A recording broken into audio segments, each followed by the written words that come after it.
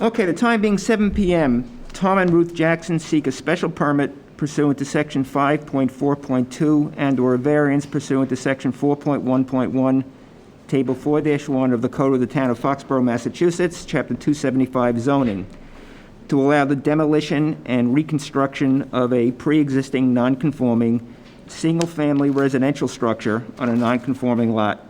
The property is located at 54 Poncett Heights Avenue in the R40 Residential and Agricultural District and is zoned to Water Resource Protection District. Before we begin, Jeff, I would just like to welcome our new building commissioner, Mark Duppel. Mark joined the town of Foxborough in mid-July, and we're happy to have him as part of our zoning team. We're a board of 5 members. One of our members is not here tonight, so there are just the 4 of us. All of us participate in the proceeding. Only 3 of us can vote. Typically, the 3 people who can vote are the 3 regular members of the board, and that's Dave Brown, myself, and Kim Mellon. She's the individual who is not here. So I am appointing Lorraine Brew to be the voting member for this particular matter. How we're going to proceed, we're first going to hear from Mr. Lovely. I'm sure the board will have questions for him. Then I'll open the matter to public comment. When you do comment, I'm going to ask you to do 2 things. Number 1 is sit in front of a microphone, and number 2, identify yourself by name and address. Jeff?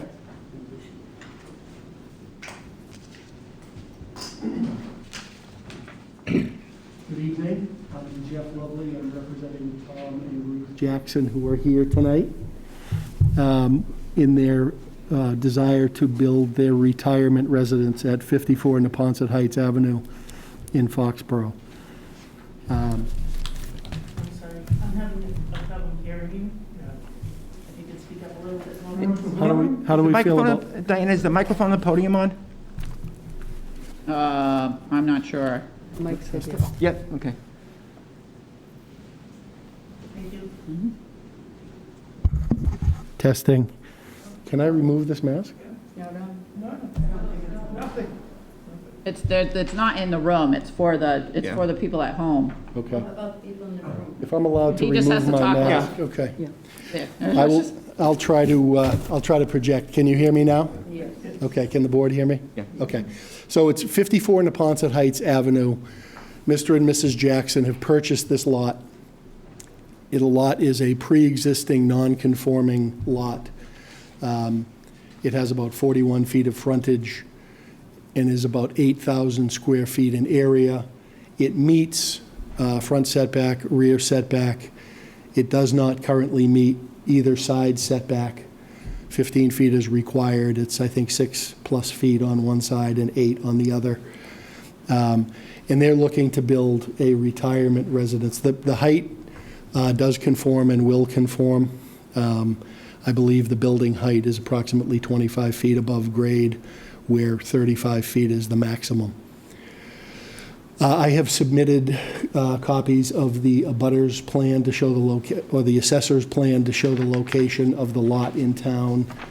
It's in the Neponset Heights area, directly on Neponset Reservoir, which is a densely populated area of small lots. Many of them are similar in size to this one, and you can see the size of this lot, which is highlighted, and the size of other lots in the area. So many of the lots are located or configured similar to this one, which are long, narrow lots.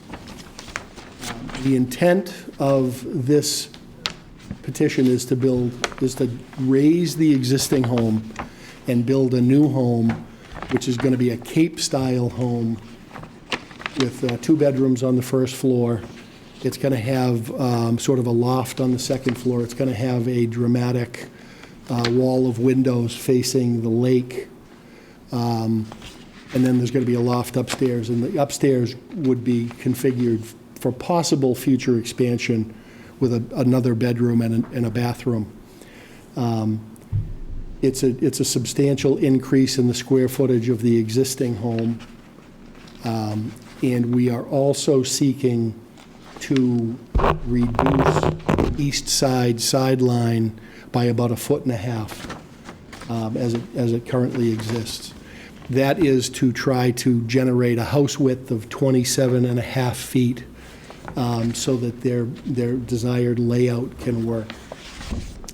The house will also have a deck that projects a little bit closer than the existing structure to the waterfront.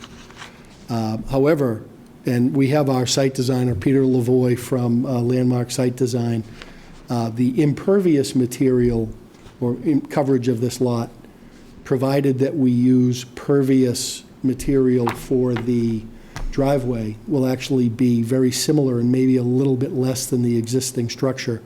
Because even though the house is smaller, there is a sizable retaining wall and concrete slab that was used as a patio there. And that actually, I'm showing on this one, the yellow highlight shows the existing footprint, including the concrete patio, and the pink is the proposed new footprint. I did not submit this to you. This was actually prepared for the initial site design and ultimately for conservation.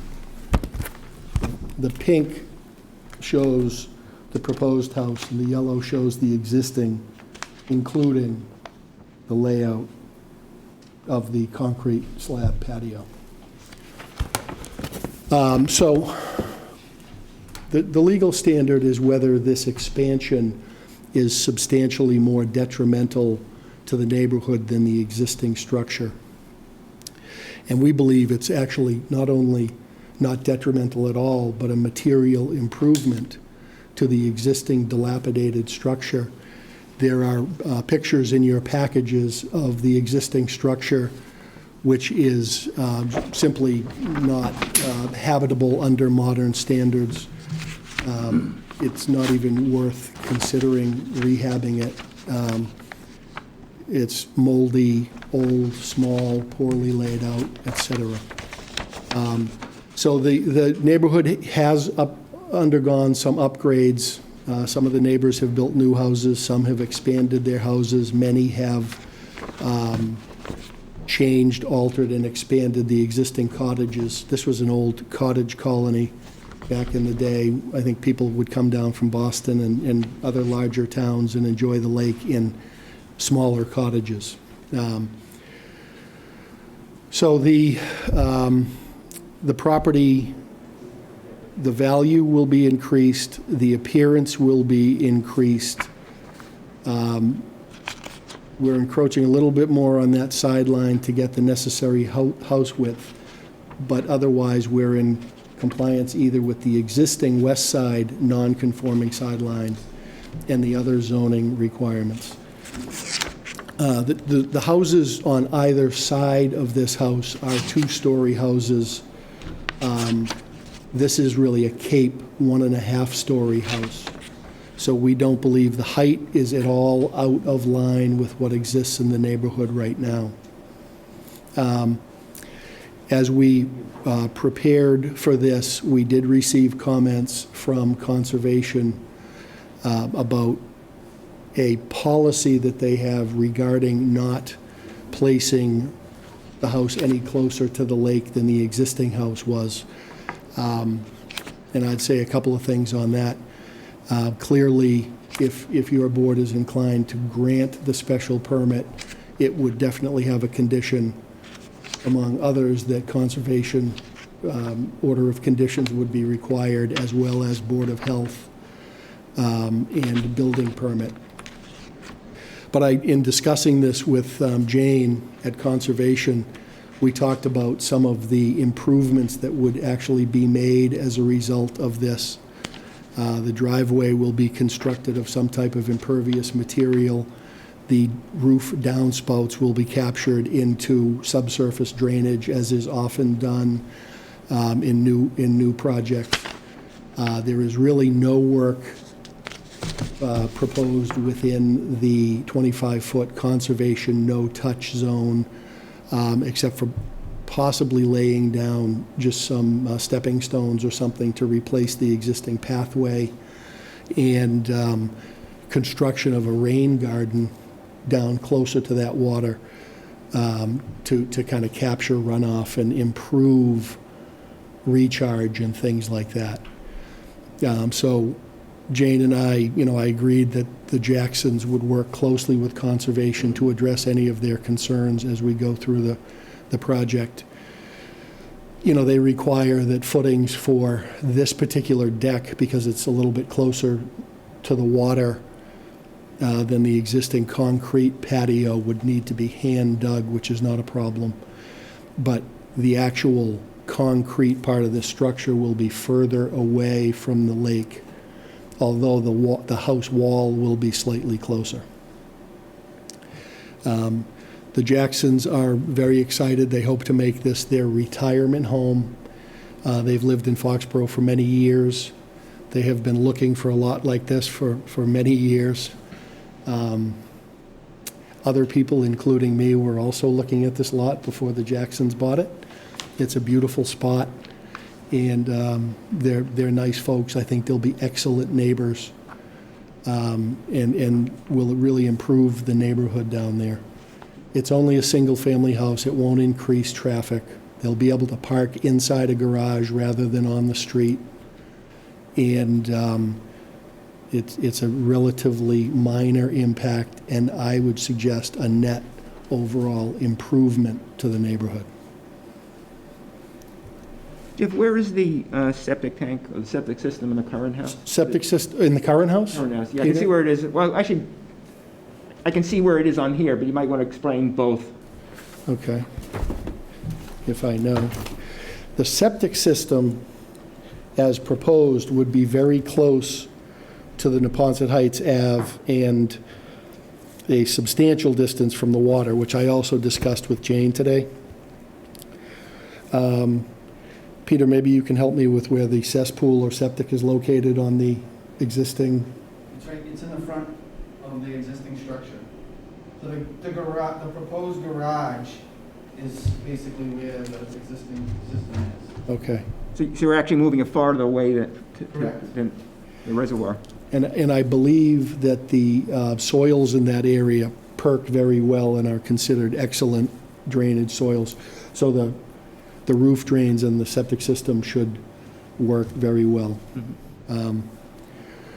The Jacksons, people move down to the lake and have to respect that no-touch zone, and the Jacksons have agreed to really do that. Among the other requirements, and I want to correct myself, I think the rain garden's actually not within the 25-foot no-touch zone, but they will certainly work with conservation and put in the native plantings and whatever restoration conservation is looking for in that area. So if you have any drainage questions or anything, I would certainly ask Peter to participate in that, but that concludes my I presentation. think I'm specific to. Jeff, when I went to town hall to pick up, the package, to pick up the application, Diana mentioned that Jane had a number of issues, and I asked her to put them in writing after listening to her. And I think you've gotten a copy Yes. from Diana. So have you discussed those with Jane? We primarily talked about the setback distance, Mm-hmm. but internally with Tom and Ruth and Peter, we believe that we can accommodate all of their concerns Mm-hmm. as were listed in her email. So did she indicate any desire to move the house closer to the street, or Well, or any thought that that might be a Conservation Commission or Board of Health requirement? we didn't discuss Board of Health requirement. I don't think the Board of Health is going to have an issue with this, no matter how it goes, because the soils are good, the setbacks work, and everything like that.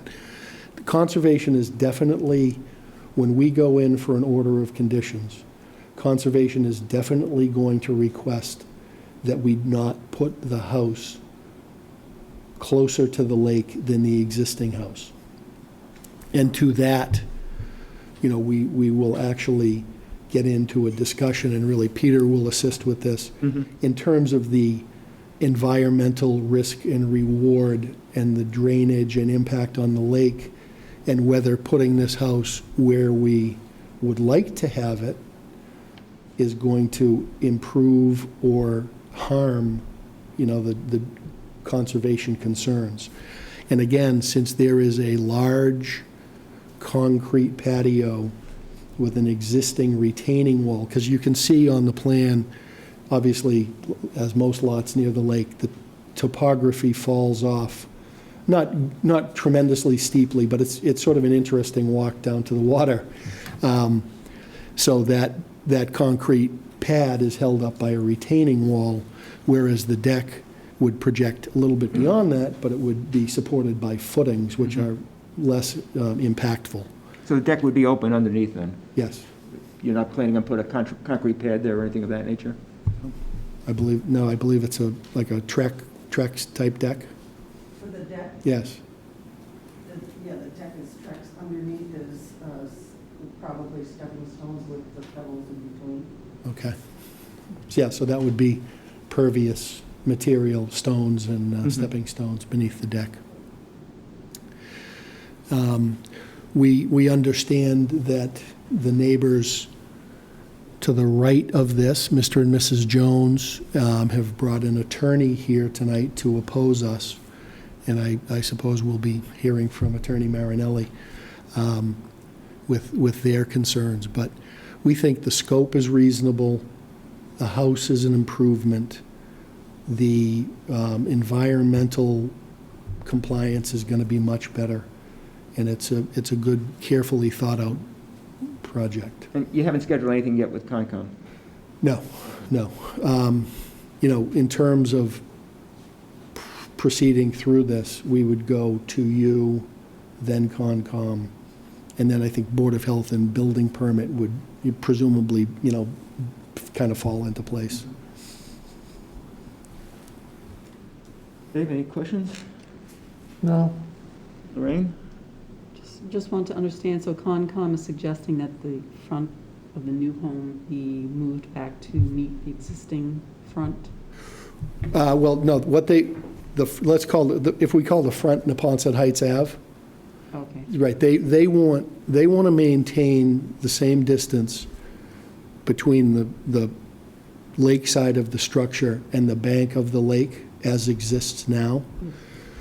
So that is, when I called Jane today, I asked her, where would I find that in their regulations? And basically she said it's a policy that they have. And she and I agreed as we ran through some hypotheticals and some discussion that they could be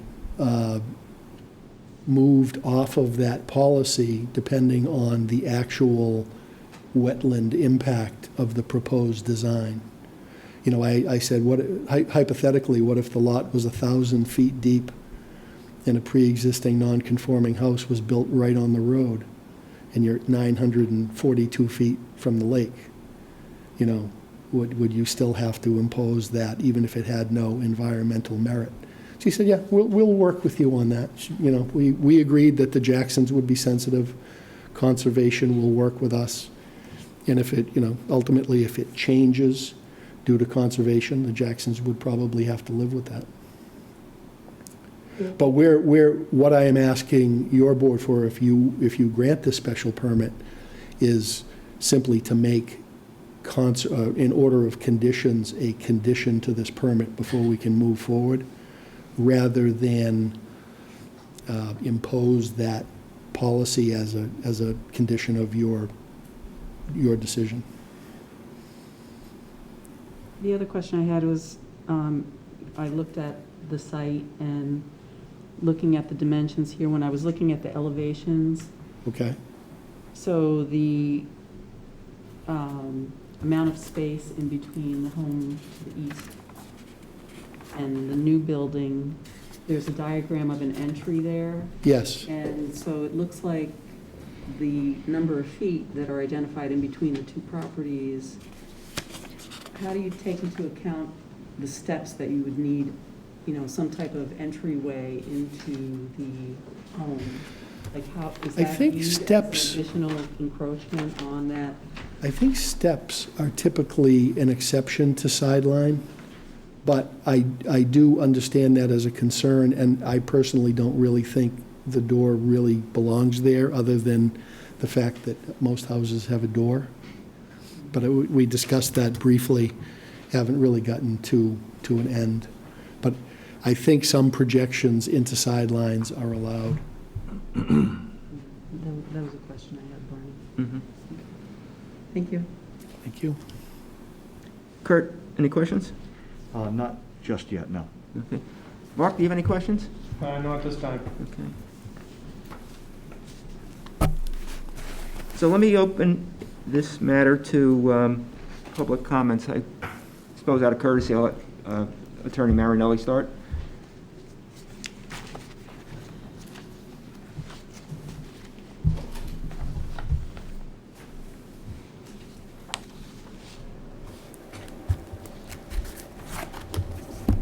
Thank you.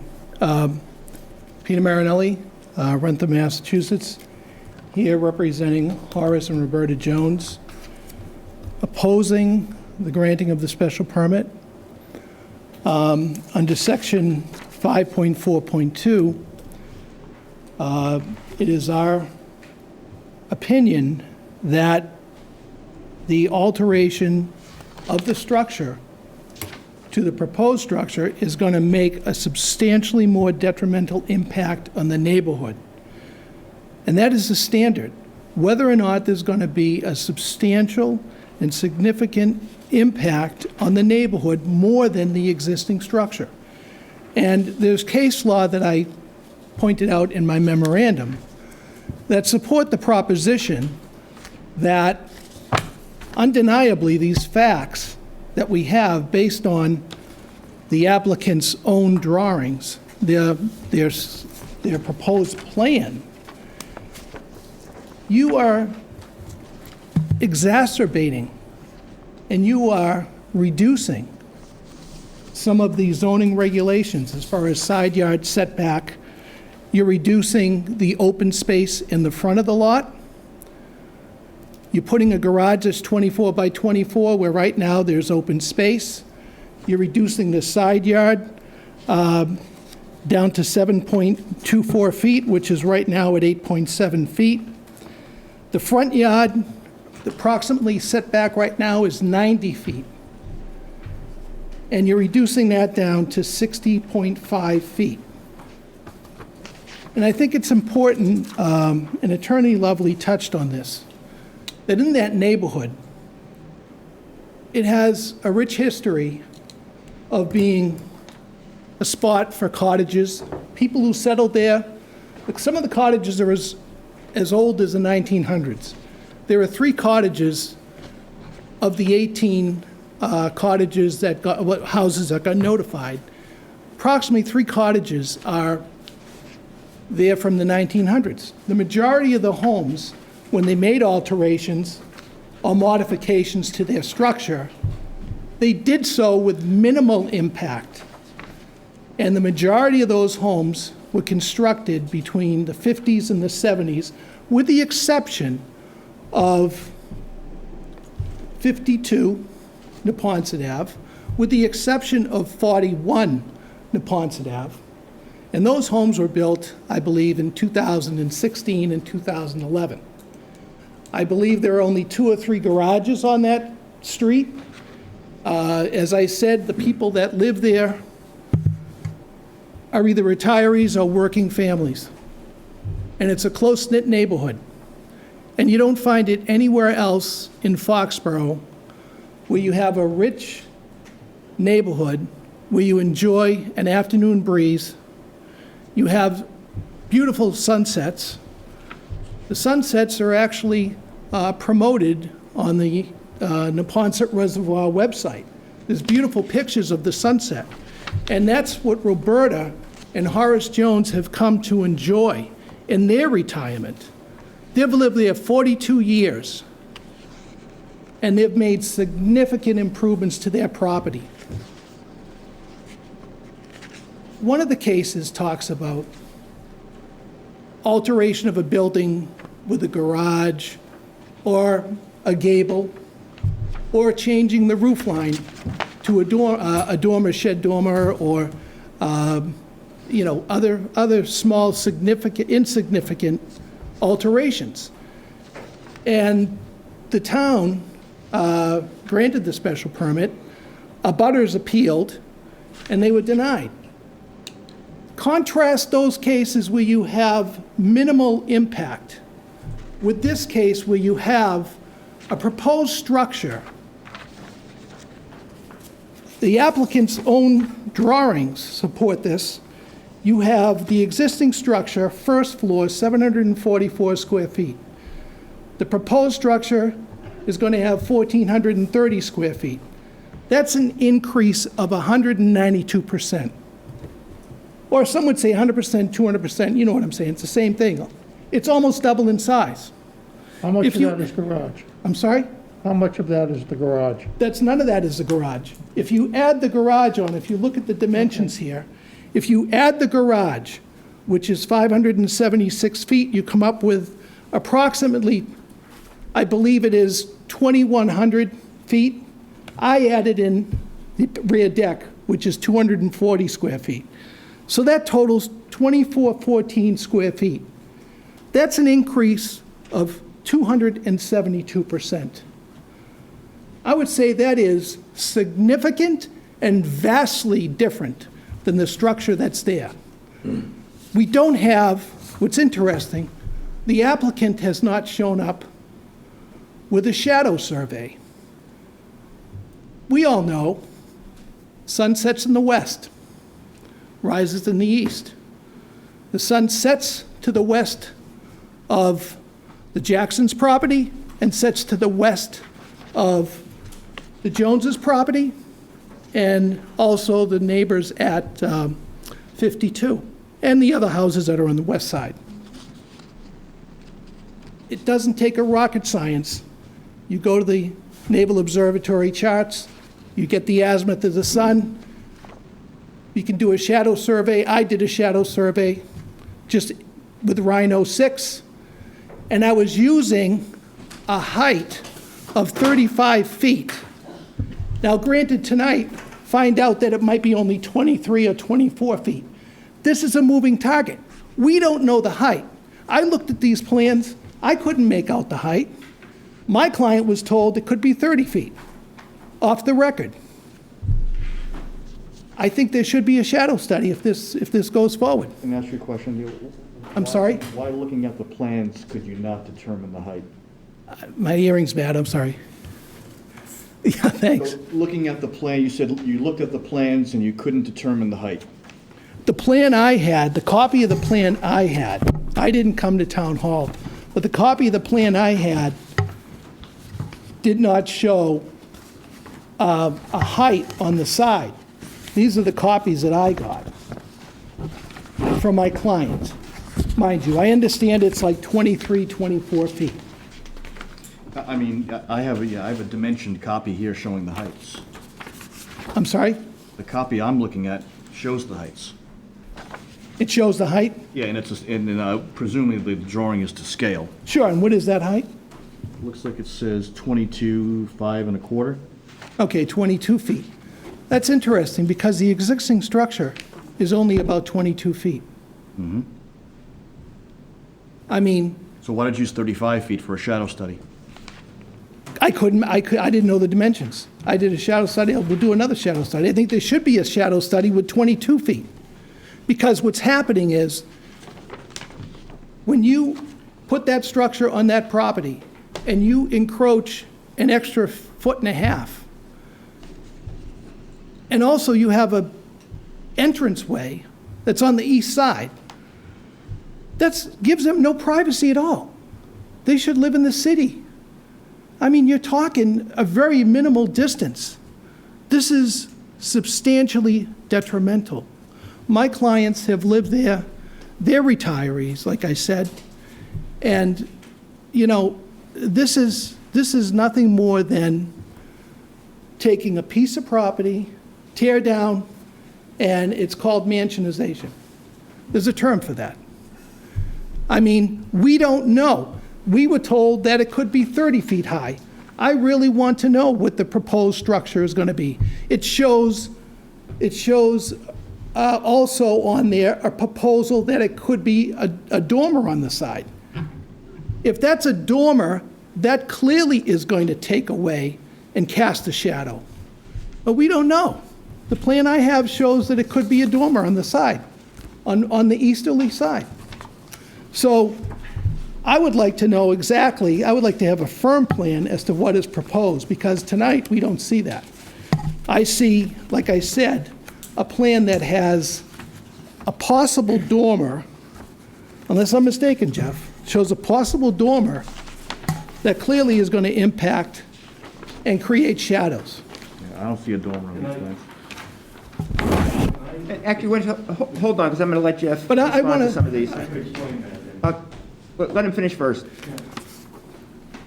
So, getting back to the neighborhood. This neighborhood has a rich history. Mr. Jones wants to speak and say a few words. These people are not opposed to the Jacksons putting a structure on the property. God, who would rightfully come in here and say you can't build on property? That's ridiculous. We're not saying that. My clients understand that. They understand the Jacksons. They know the Jacksons. They appreciate the fact that they've worked hard and they live on the other side of the lake and, you know, they want to move over and retire. But how do we know this property? It says on the proposed plan, 3 bedrooms. I mean, how do we know this property isn't going to be rented out? Is it going to be occupied by the Jacksons? We don't know. I mean, how long are they going to stay there? Might they move?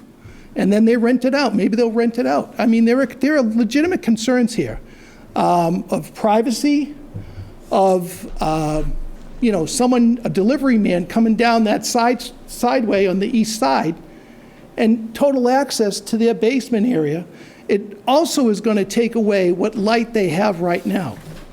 Right now, if you look at the pictures, they enjoy beautiful afternoon sunsets and time out on the deck. If that rear of that structure is extended, it's proposed 86 feet, including a deck of 10 feet, 76 plus 10. I leave it to you to determine how that's going to impact the Joneses. But clearly, we're reducing open space and whatever buffer there is, which is very limited, on that lot. We're not talking just putting a garage in or putting a dormer on. Case law supports that a decision by this board to not grant a special permit would not be arbitrary or capricious. It's well supported by the case law. So I would like to ask Mr. Jones to say a few words, and I thank you for your time. I'm going to do one thing. Mr. Brown asked for a brief Break. break. I need to get some water. Absolutely. I'll let Mr. Jones respond, then Jeff, you and your client can respond. Thank you. And if you want me to, oh yeah, we're off the record. But I could certainly submit a shadow study with 22 feet, 20, with the dimensions. I'd like to get a copy of the plan. Let me ask you, did you have a copy of the plan from Town Hall, the application? The one I got, that was it was a poor quality copy. Maybe Jeff can get me one. All right. Barney, all the applications are available on the website, including the plans.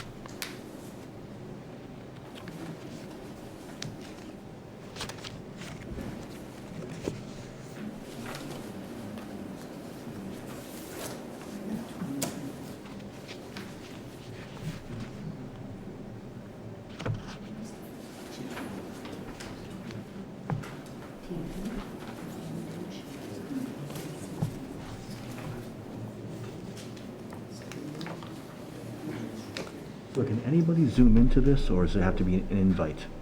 Anyone can? Anyone.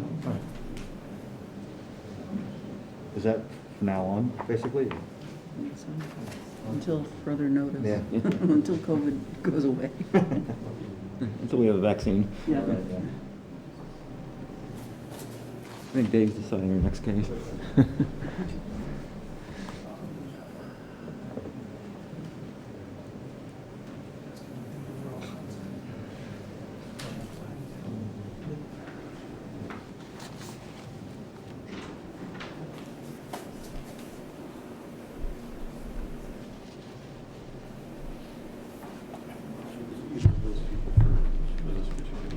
The Chang is, I'm not sure who William is. Oh, William, that's Bill Casbarra. He's probably for the next one. So the Chang guy is, he lives in the neighborhood. Just so you're aware, those two people are on Zoom. Yeah, so how do we know when they want to speak, or You have to. I have to invite At them? some point, just ask. Okay. You know, does anybody on Zoom want Yep. to talk? Okay.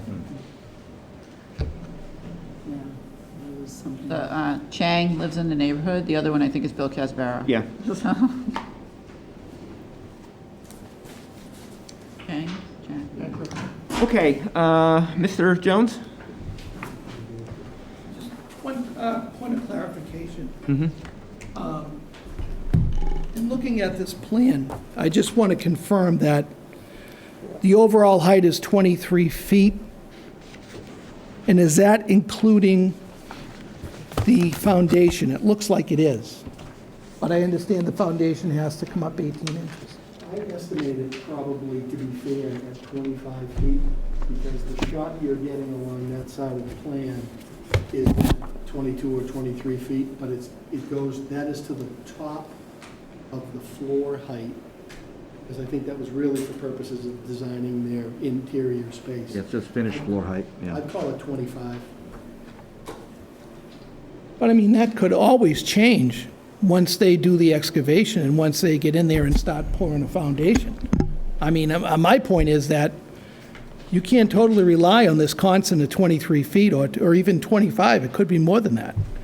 And, I mean, I just want to know what the maximum would be. 35, right? Yeah. And there's nothing stopping your client from going to 35 feet. That's my point. So thank you. There's nothing stopping your client from going to 35 either. Mr. Jones, do you wish to speak?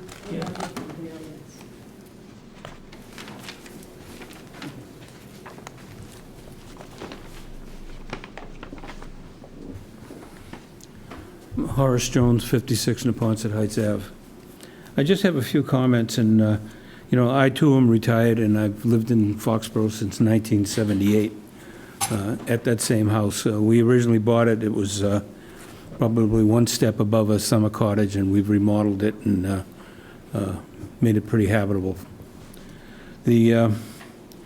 My thing is that I'm not interested in trying to stop them from building. The house that's there has to be removed. It's just in terrible condition, and I don't think it's repairable. The thing that concerns me is the size of the house, and that it doesn't conform to the existing zoning laws of an increase of 25%. My main concern is on the side of the house. Now, my house to the existing house is roughly 16 feet. They're going to, I think they're going to come over about a foot in, so it's going to drop down to 15 feet. The code says that really there's supposed to be 30 feet between the houses. We have 16 now. Then there's a front door that's listed on the side there that's really adjacent to my basement door. And it doesn't show any steps or a platform to step out of the house, which probably is going to be 3 to 4 feet. So it's going to be a little bit closer to my property than the diagram shows. When you put a walkway in, our walkways are probably going to be 1.5 feet to 2 feet apart. The house as designed is going to extend beyond my house by about 10 feet and about 20 feet on the other side. So it's going to block away my view on the, on both sides of the house.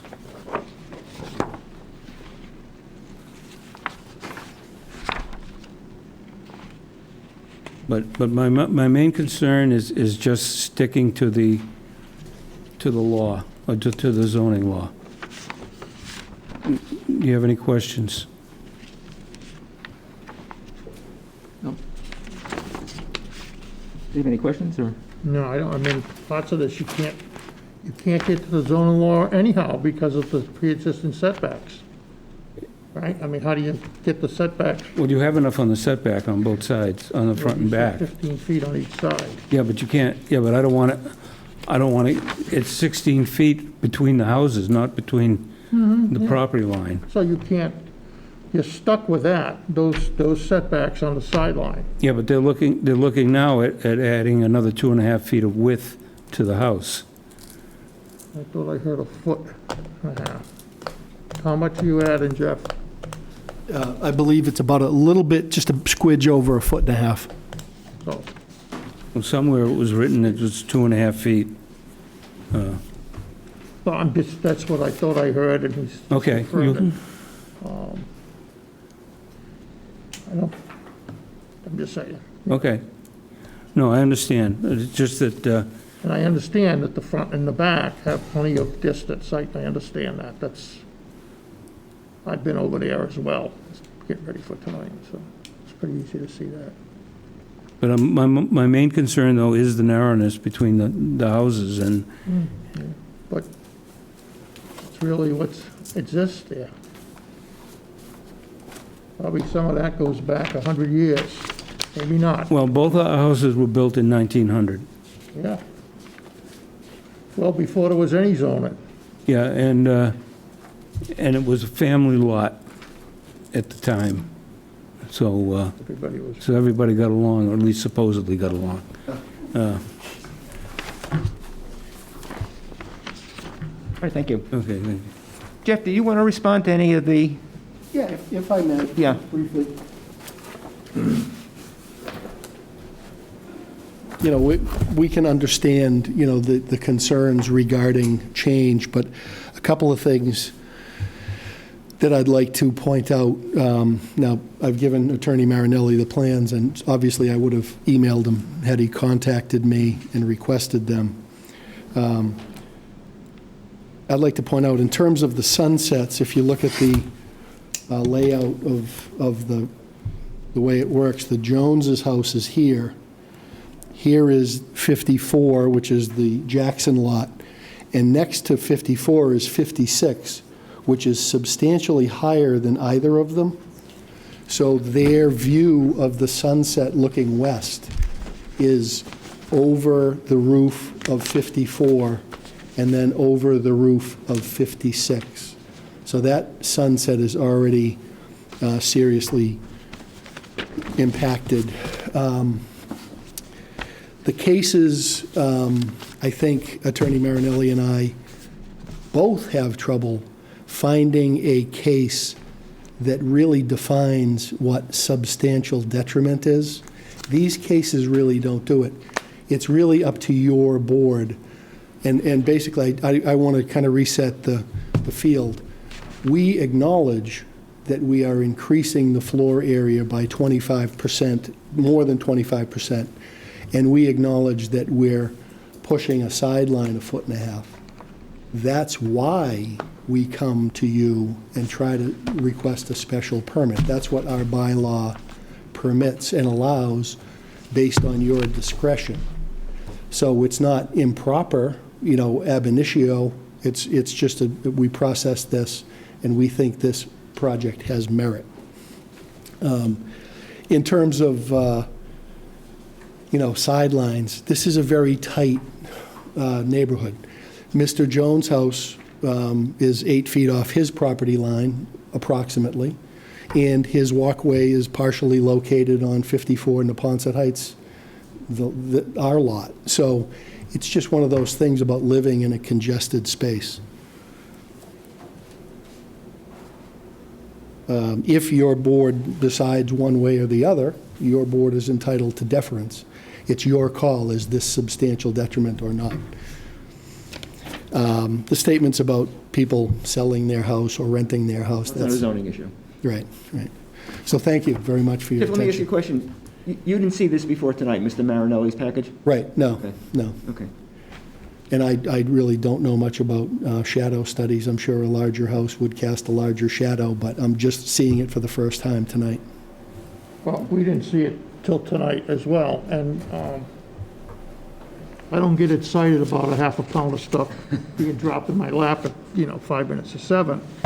Well, we'll get to that. We'll get to that. Would anybody else like to be heard? Yes, will you come up and tell us who you are?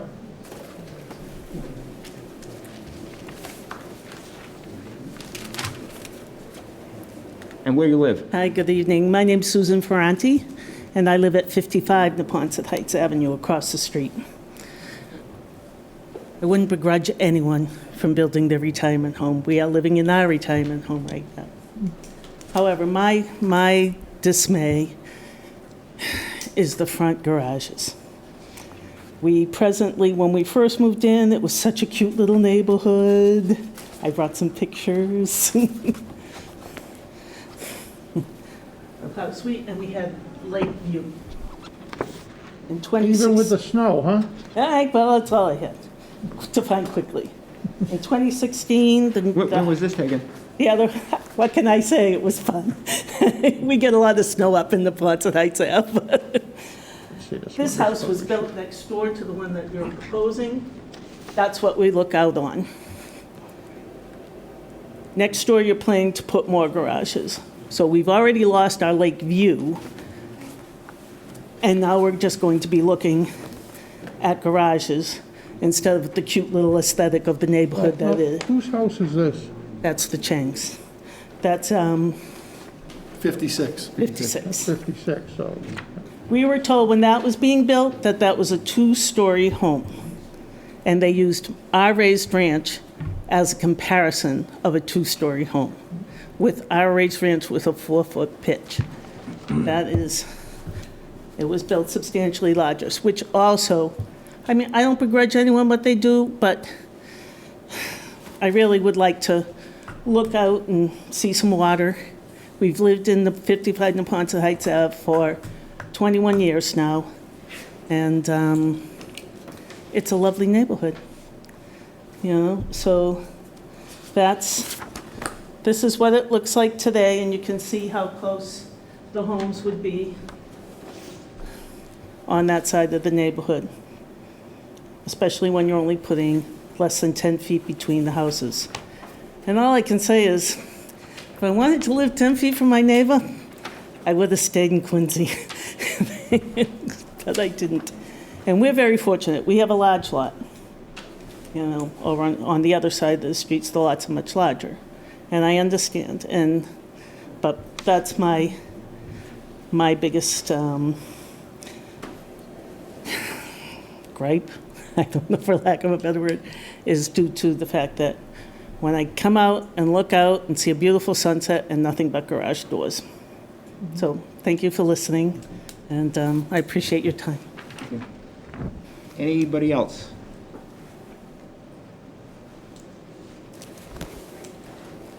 Okay, do we have any other questions for anybody? Do you want to, there is a guy. Oh, that's true. The individuals who are participating by Zoom, if you wish to comment on the proposal, what do they need to do? Unmute, I guess. Unmute yourself? Mr. Chang, do you wish to participate? Do you have any questions? And William? Any questions, Bill? No, I'm not here for this hearing. Okay. I know. All right, thank you. Why don't we close the public portion of the hearing? Mr. Chairman, one more thing. Sure. I'm sorry. I just want to point out, I know, I came in here and gave the memorandum.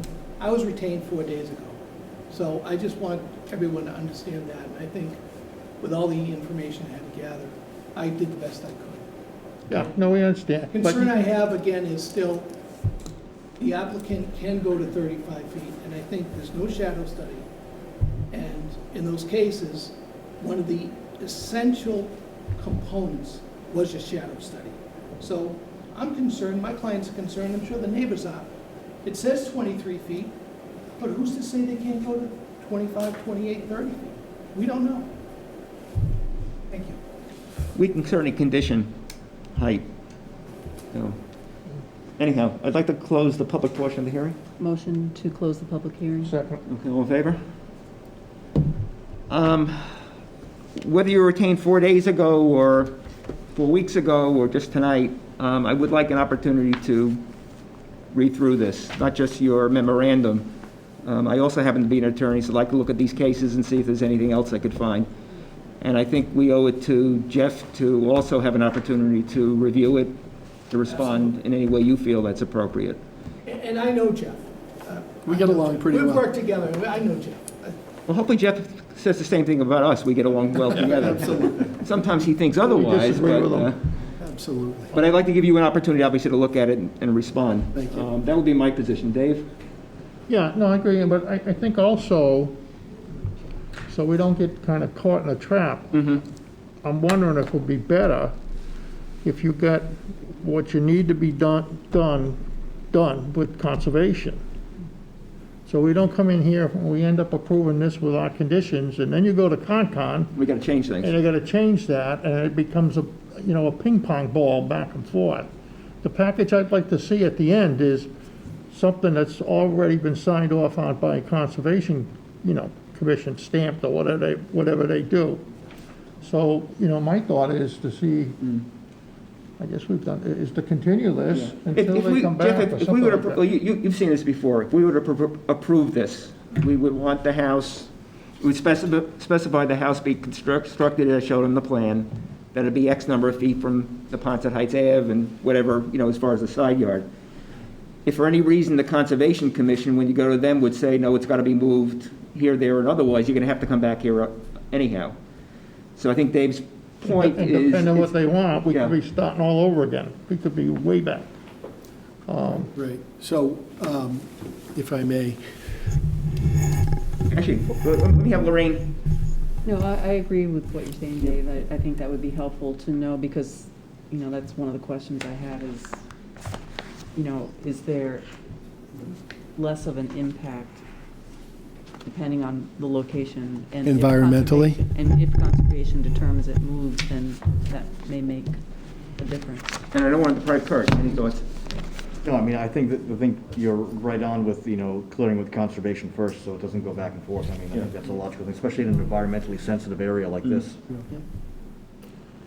The other feedback I would give you, and I just kind of heard it in passing, but it sounds like you're making a provision for a potential third bedroom at some point up in that lot. yes, this plan shows And that, unfinished that space. third bedroom, you're gonna have to design for that, septic and everything else, and that could be taken up, who knows, area, space. Every septic system in Foxborough, no matter how many bedrooms, has to be designed to a minimum 3-bedroom But you're size. still showing the third bedroom, so they're talking about the increase in square foot of area or Okay, something yep. like that. That's something, I believe. That's all, I'm just saying, it's just feedback, Okay, sure. Can I have just a moment to talk to Mr. and Mrs. Jackson in the hall?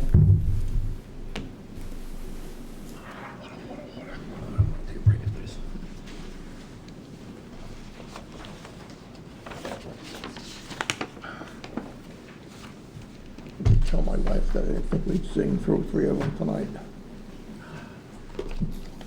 We've been fortunate in the past.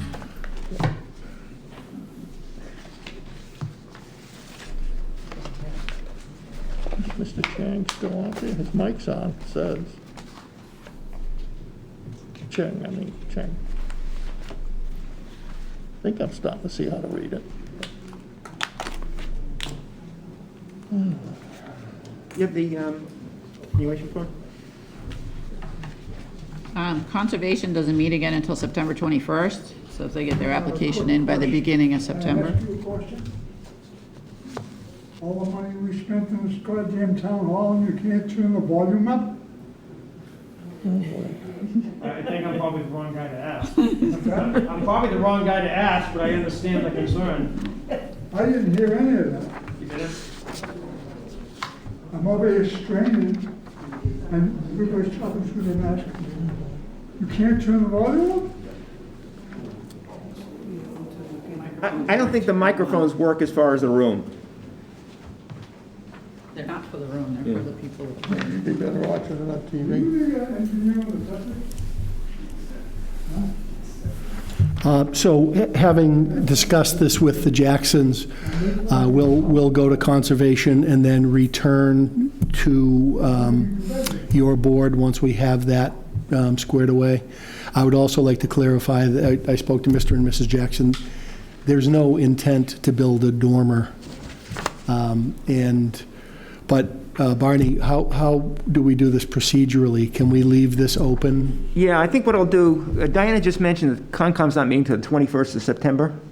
Which is after our September meeting. Yeah, so I think what I'll do is, we'll sign the continuation. Why don't I just continue it through November, the end of November? And whenever you can get here. For a review, can we come in before that? Yeah, just let Diana know, she'll put you, Okay. and as long as you know what the schedule is as far, well, no, you don't have to republicize this. No. So just let her So if know. you can get it to conservation by the 3rd, I can put you on for the 21st. Peter? Can we file with conservation by September 3rd? Yes. Okay. So that'll put you on the 21st. Okay. But zoning board meets on the 17th, so then you'd have to continue to October Well, 15th. Concom may take And more than one Concom- meeting. They meet on the 21st, then they meet on the 5th and the 19th. So you could get 2 in with Concom before the October ZBA meeting. And you'll probably want to make sure you can get your septic system that's going to be appropriate too. Isn't there requirements on those sometimes that can be a problem? I will I'll provide your board and Attorney Marinelli with a response to his brief.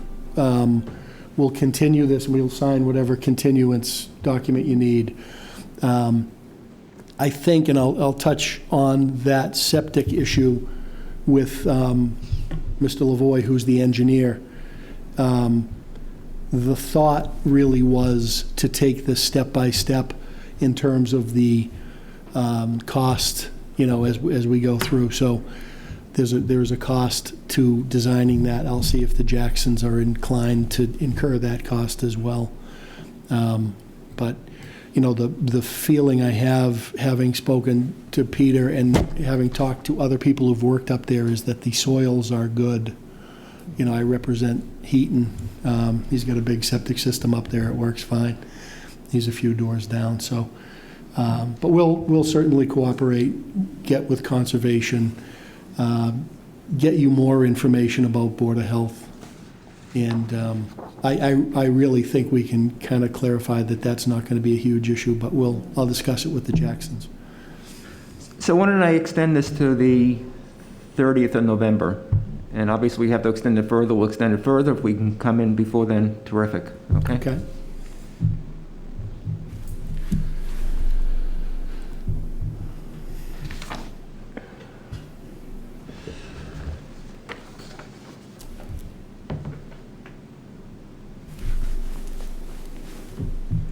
Barney, do you want to unclose the public hearing then, since they'll be submitting? We'll reopen it.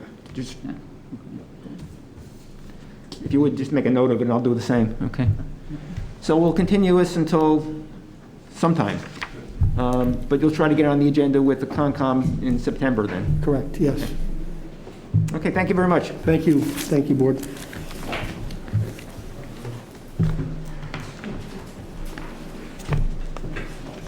You got some pictures here too. Thank you. Do you want me, I can put them in the file. Quick pics. Yep. Yep. She can keep them in the file. We weren't getting, so we got a lot of snow. The first one is the snow pictures. Oh, yeah? Wow, yep, there's cars there. I know that. Well, that's our driveway, that's a slip. Yeah, so,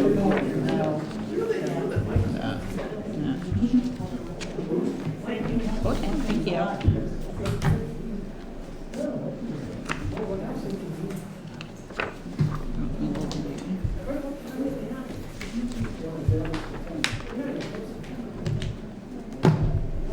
Kurt, are you like working entirely from home, or do you still have to?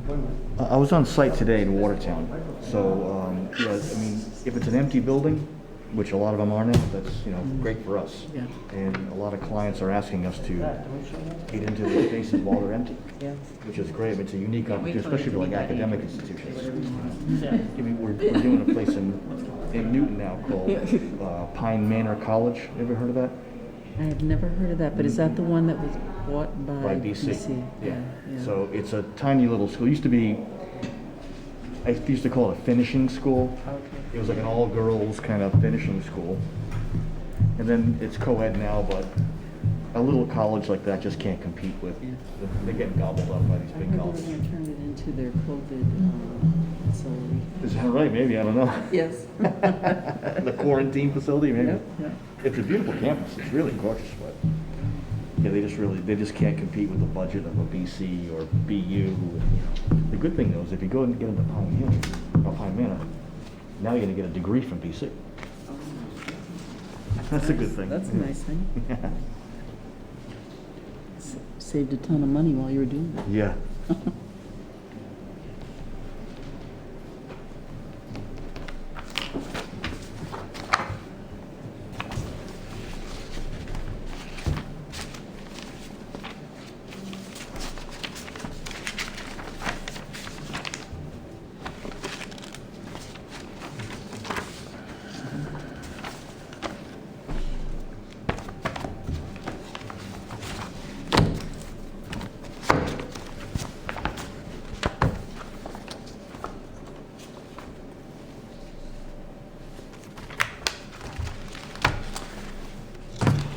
Okay, the time being 7:10 PM. We have an appeal by Bethany Kenaway pursuant to Section 10.2.2.1 of the Code of the Town of Foxborough, Massachusetts, Chapter 275 zoning, of a zoning enforcement decision that's dated April 3, 2020 of the Town of Foxborough Building Commissioner and Zoning Enforcement Officer concerning the requested removal of a refrigerated trailer that is parked at 34 School Street in the General Business District in the Foxborough Center Overlay District.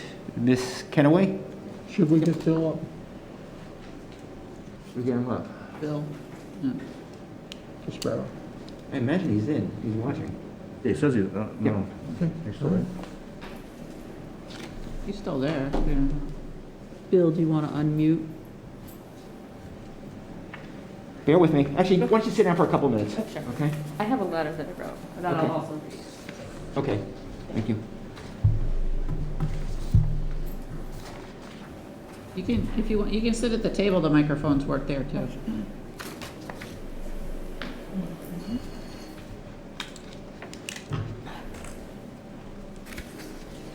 I want to explain a couple things, and then I'm going to read some things. I'll lose my voice, but I'll be reading some things.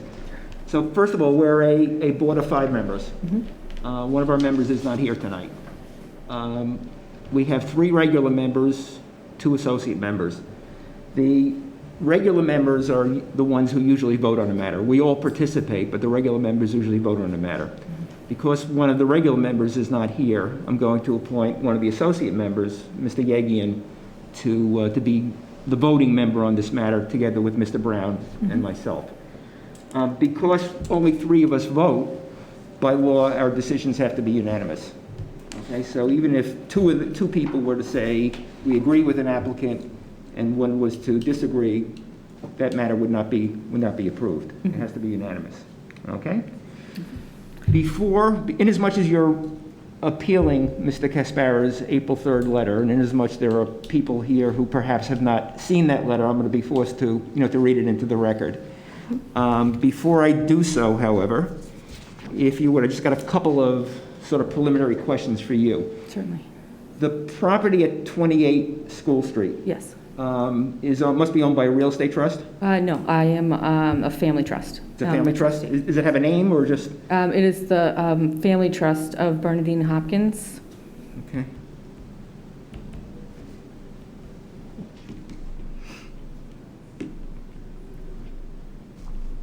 And you're the sole trustee? I am. Okay. And that's as I understand, it's a two-family home? It is listed as a two-family home. It's never been used as a two-family. Okay.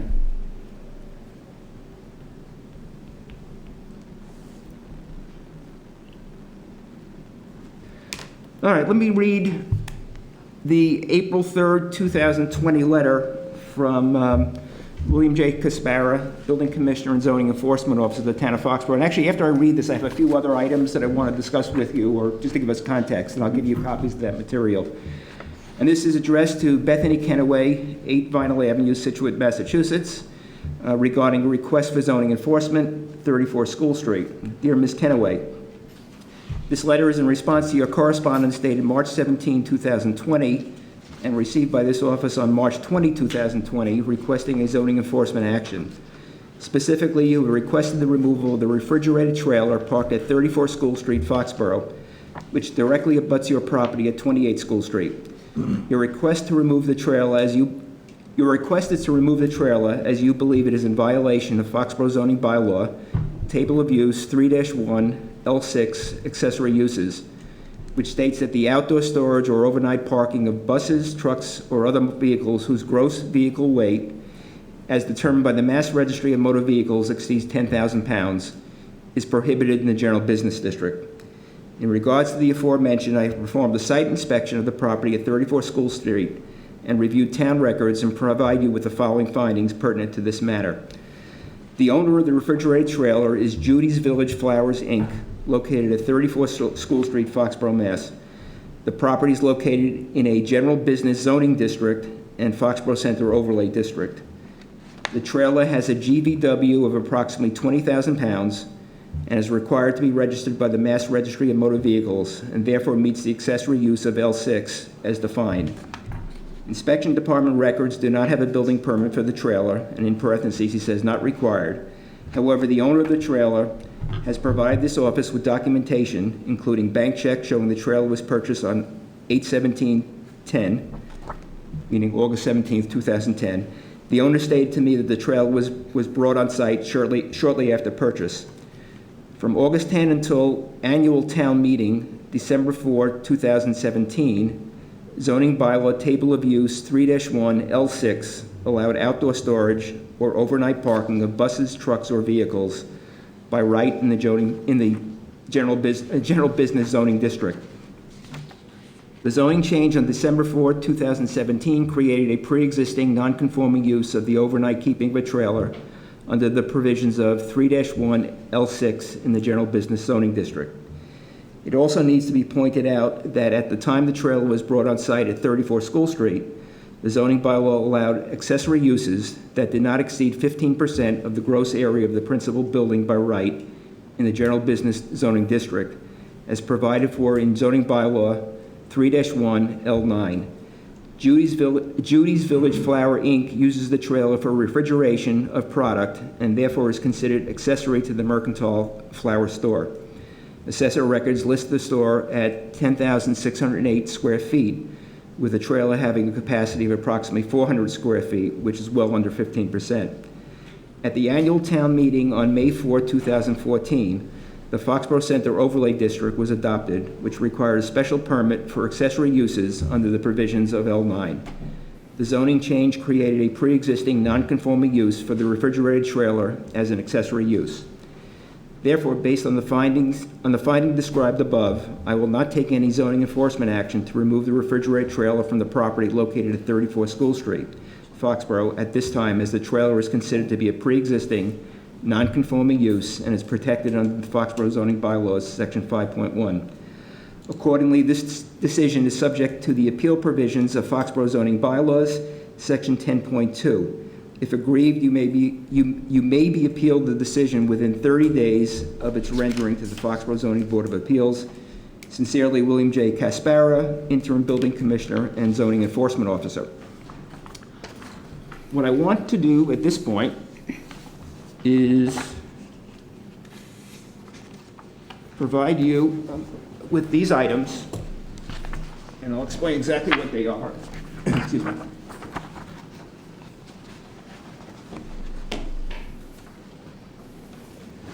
So first, what you have is a copy of the letter that Mr. Caspara referred to in his letter, and that's the letter from Judy's Flowers, and it indicates that the trailer was purchased as specified or stated in Mr. Caspara's letter in August 2017.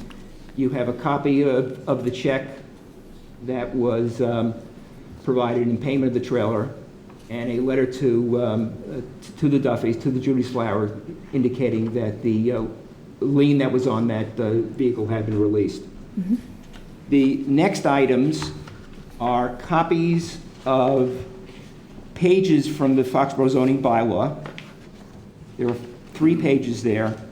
One is dated December 14, 2009. Second one is dated December 5, 2011. And the third is September 1, 2014. Following that is a copy of the article at the special town meeting on December 4, 2017, at which there was a zoning change, several zoning changes that were approved by town meeting, one of which changed from Y for this particular use to no. And also, I think I gave you a copy of section 5.1 of the zoning bylaw, and that section deals with pre-existing non-conforming uses. And I believe, and if I didn't do this, I apologize, you should have a copy of email correspondence between me and Bob Cutler, who is the town clerk. Yes. Requested that he would confirm that the 3 pages that I gave you relative to the zoning bylaw, to past versions of the zoning bylaw, are accurate. Yes. And I do have copies of at least 2 of those past zoning bylaws if you wish to look at it. That said, okay. Any questions? No, I don't have any And whenever you're ready to begin, yes. It's your turn. Thank you. So I have a letter that I prepared to read, and then I'll answer any questions as well. Should I take this off to read? Actually, let me stop. Can people in the back hear her? Okay. I'm writing to express my concerns regarding the decision not to take zoning enforcement action to remove the refrigerated trailer from the property at 34 School Street, dated 3 April 2020. My family has lived at the residence at 28 School Street for 111 years and seen many changes to the historic center of Foxborough. My great-uncle David was a fixture in the town of Foxborough, and his father was the town family doctor at the turn of the century. I became the legal trustee of the property after my grandmother passed in 2018, and my mother currently lives there. Our property shares an easement with the property at 34 School Street. 10 years ago, the refrigerated trailer was placed on the property to provide temperature-controlled environment for the florist shop, Judy's Village Flowers. Shortly after, it was moved to the north side of our property line. Since that time, this trailer has caused significant distress to my family. The last 2 years of my grandmother's life, she was very sick and required the use of the handicapped accessible bedroom that's at the back of the house and closest to the trailer. For those 2 years, she was not able to open the window due to the diesel fumes and was woken up throughout the night because of diesel engine cycling on and off. Truck deliveries and boxes being thrown into the dumpster and into the trailer. These things diminished my grandmother's quality of life before her death and now affect my mother. My mother does not use that same bedroom or handicapped bathroom that would give her the most ease because of the same issues my grandmother experienced. Instead, she's set up a makeshift bedroom in the front of the house because she's not able to climb stairs easily to other bedrooms. She has had to tape the windows shut to keep the noise and fumes from entering the house and is still woken up throughout the night. The trailer causes other issues related to its presence. The dumpster that is located in front of it, facing School Street, is used to dump the delivery boxes, encroaches on and over our property line, and I think it's within the easement. Each time it is dumped, and my mother has had to continuously ask the florist shop and often the disposal drivers themselves to move it so she can access her driveway. Debris from the deliveries and dumpster blow onto our property and make parking difficult, particularly when cones are put out to prepare for delivery truck and additional spaces are taken up. She has since, for the last couple of years, started parking on the lawn or what is part of the yard in front of the house to avoid those issues. My grandmother did not want to make any complaints about this years ago because she had a relationship with Judy and didn't want to be a bad neighbor. But this trailer has now affected 3 generations of our family, and we recognize that our property at 28 School Street is in serious disrepair and has been for some time. But that should not diminish any respect that should be shown for the residents that live there and their quality of life. We are aware that the town of Foxborough is currently in the planning and development phases of its plan to revitalize the common, and our family is now in a position to do something with our property at 28 School Street. The presence of the trailer makes it difficult to make capital improvements and diminish its marketability. Our family hopes that this board will take all of these things into consideration when making its decision. And I can also email copies of this to anybody else who needs it. Actually, I have the only copy there, correct? Yeah. Yeah. Or here, I can give you this if you'd like. So what I can do is, scan it in. Yeah. You need a copy.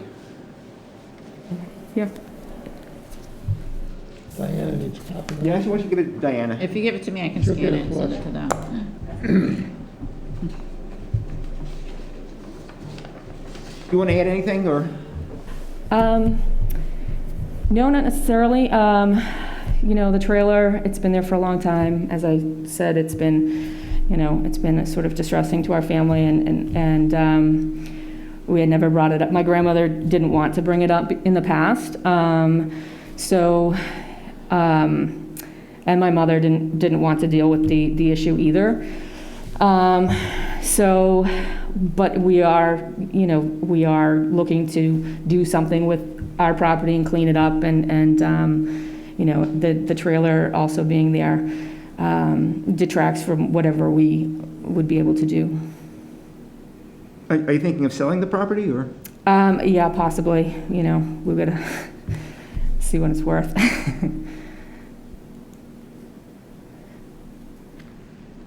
Has the side of the trailer always been painted with that, what I would call advertising?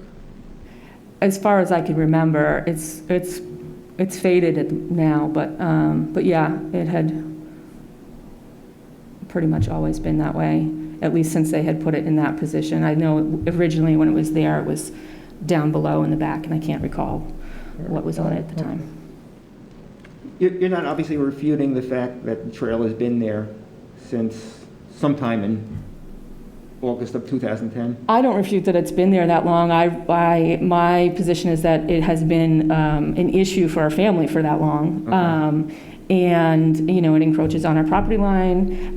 It causes, significant issues for my mother getting in and out because the dumpster is, in front of it, and there's deliveries and all sorts of things. So I don't dispute that it's been there that long, and I don't dispute necessarily that that it was conforming at the time, but it is clearly non-conforming now.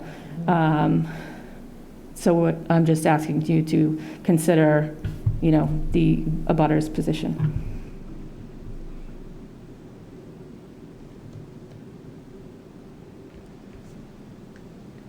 Do you have any questions? No. Kurt? The painting on the side of the trailer, does that fall under any kind of downtown signage bylaws?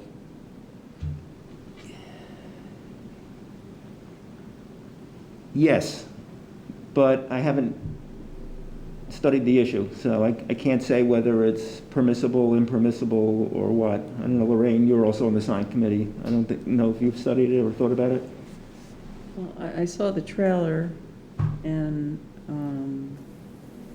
I haven't really thought about it, but Yeah. there's definitely a large sign there, and I Yeah. think it probably, if it's 400 square feet, it would not be in compliance with that area.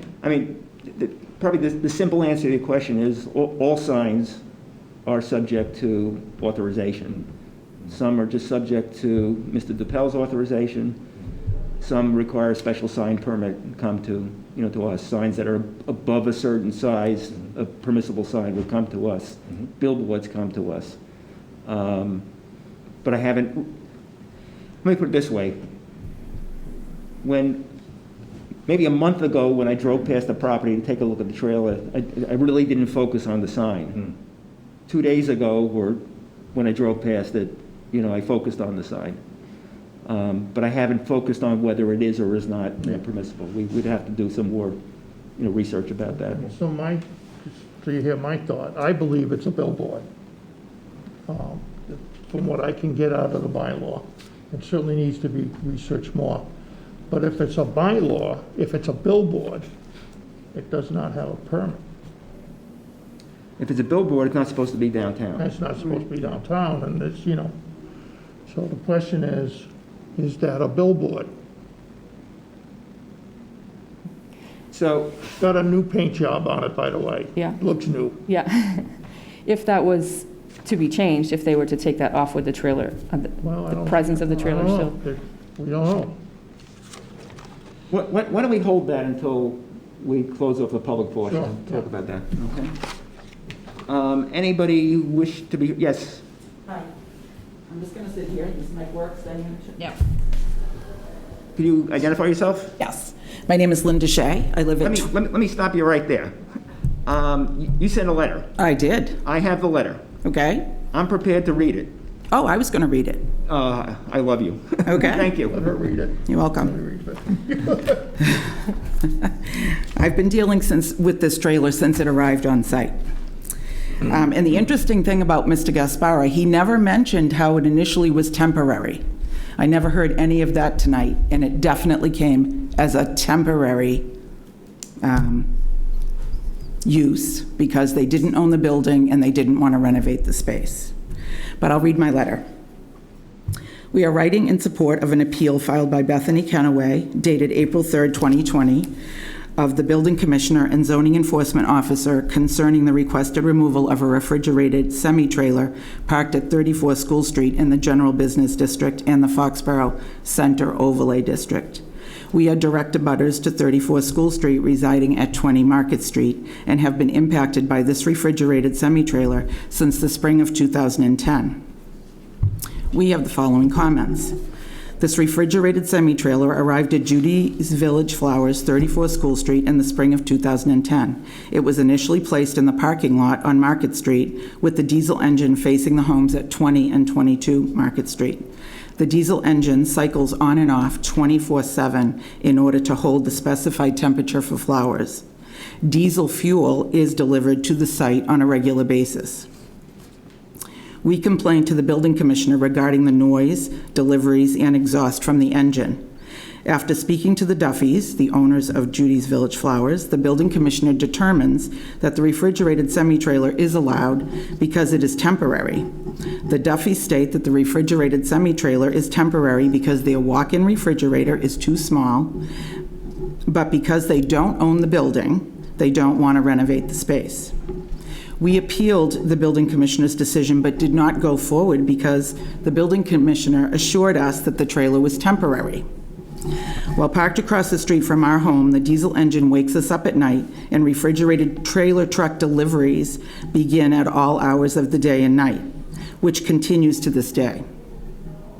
We called the police to complain about the noise and deliveries after reviewing the general bylaws on noise. However, the police inform us that if the building commissioner says it is allowed, there is nothing they can do. After the police respond, Mark Duffy comes to our home and reiterates that the refrigerated semi-trailer is temporary, but to abate the noise for us, he moves the trailer to the top of the hill and turns the engine towards School Street. At this time, I worked as the health director in a neighboring community where I called DEP and DPH for advice. Both agencies state that the building commissioner should handle this and at the very least require an electric engine, which would be environmentally safer and quieter for the neighbors. I also speak to the health director and she agrees to speak to the building commissioner. As soon as the refrigerated semi-trailer is moved to the top of the hill, the Duffys have their business name and insignia painted on the trailer. We realized then that the trailer is permanent. The Duffys bought the building several years ago, but have failed to get rid of this temporary refrigerated semi-trailer. Unfortunately, the building commissioner failed to follow up on this, and so this refrigerated semi-trailer has become permanent. Our understanding is that because the building commissioner determined that the refrigerated semi-trailer was temporary, the Duffys never appeared before the planning board for site plan approval. As a result, the abutters never had the opportunity to attend a public hearing and state our opinions. I also met with Building Commissioner Nick Riccio. He informed me that he wouldn't be inclined to overturn Bill Gaspara's decision because the refrigerated semi-trailer has been there for 10 years. He suggested that we request a hearing before the ZBA, but didn't know what they would do, and suggested we hire an attorney. To summarize, refrigerated trailer trucks continue to make deliveries all hours of the day and night to the refrigerated trailer at 34 School Street, usually at 10:30 p.m. The deliveries are made on the Market Street side, usually, of the property and have to back up to the refrigerated semi-trailer. Market Street is a narrow residential street, and it takes several turns for a large refrigerated trailer truck to back up to the refrigerated semi-trailer, all the while hearing the beeping from the vehicle being in reverse. We are aware that the zoning allowing the use of semi-trailers was changed, and I quote, Table 3.1, Use Groups Number 6, now states that outdoor storage or overnight parking of buses, trucks, or other vehicles whose gross weight, as determined by the Mass Registry, exceeds 10,000 pounds is not allowed. I put in the R15 district, thinking of where I live, but I understand it's General business. General business. Our research indicates that empty refrigerated semi-trailers weigh approximately 15,000 pounds. This refrigerated semi-trailer has a Mass license plate for a semi-trailer. The registration sticker expired in 2019. We respectfully request that the building commissioner's decision be overturned and the refrigerated semi-trailer be removed from the site at 34 School Street, as the Duffys own the building and could renovate their walk-in refrigerator to meet their business demand. This exceeds the zoning board's authority. We request that this goes to the planning board for site plan approval. Sincerely, Linda and Robert J. Do you want to add anything, or? I have two other comments. Yep. So I understand that we're saying it's pre-existing non-conforming, but I want to know how something temporary gets to have that designation. They didn't need a building permit, and it was supposed to be temporary. So how does something temporary maintain its non-conforming, pre-existing non-conforming use? And I do question whether site plan approval is necessary, since it took over spaces and so forth. Yep. The lining, the spacing on that property was different before the trailer was moved up to the top of the hill. Let me do this. I wrote some notes down when I read your letter initially. One of them was respond to the your question as to whether this matter is within our authority, and the answer to that is yes. If anybody feels that there's a zoning violation, the first individual to whom that person should go is the building commissioner. Right. And at the time it was Mr. Bill. Gaspara, Right. now it's Mr. Dupel. If that individual is not satisfied with the decision, according to the bylaw, appeal comes to the Zoning Board of Appeals. So this is the proper forum for that. The way I read the zoning bylaw, site plan review is not appropriate for this particular matter. Not just this matter as far as where we are tonight, but as far as the trailer being on the premises. That said, if you disagree, you certainly have the right to address the matter with the town planner, and if she agrees with you, to proceed with the planning board. So, notwithstanding my opinion that that site plan review is not appropriate, you have that opportunity. Right. The more important thing that I think that we should focus on is that, notwithstanding some of the concerns that you and your husband have, and some of the concerns that Ms. Kenaway have, really what we have to decide is a zoning decision. Right. And that's whether this is a permissible use or is not a permissible use. We may not like to see a trailer there, and the three of us, Kurt, Lorraine, and I, are all on the Economic Development Committee, so we've been involved in the work that is ongoing to revitalize the town. But really what we have to focus on, what this board has to focus on, is a zoning decision, and that's whether the use is or is not, permissible. To go to your other point about the trailer, being temporary, and how does that become pre-existing? I reviewed Mr. Caspara's file for the appeal, and I saw nothing in the file. Did you see a letter from me? Because I wrote a letter and then didn't go forward. And I also met with him a few times. I don't believe so, but I'm sure he'll be responding. But I didn't see anything in his file relative to this matter that would have indicated that he thought this was initially a temporary use. Well, that's what Mark Duffy told me and told him. I think Mr. Duffy is here, Yeah, so Mr. I'm sure Duffy he'll is want to respond as well.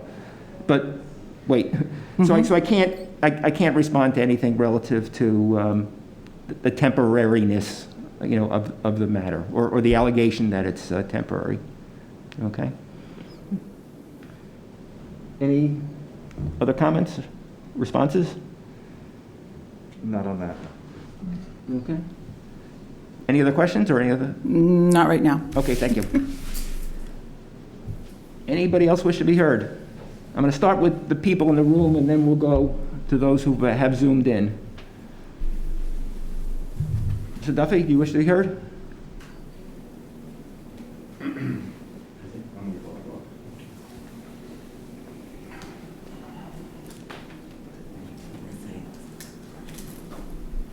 Good evening. My name is Attorney Dale Rose. I also have an office at 34 School Street, and you know Mark Duffy. Our position is pretty simple. Actually, are you representing Mark, or are you here on your own, or both? I guess both. Okay. Our position is that there is no zoning violation, that it exists as a matter of right. It has for 10 years. Once the zoning laws were changed, became a pre-existing use. And some of the things that we haven't had an opportunity to, this is the first time we're hearing some of these representations. We're not aware of anything, nor has the petitioner submitted any documentation regarding the boundary of the property and any encroachment. I believe that we've had it measured and that there is no encroachment, that the trailer is fully within the lot that's owned by the Duffys. And we're not aware of anything in the record that represents that the trailer was temporary.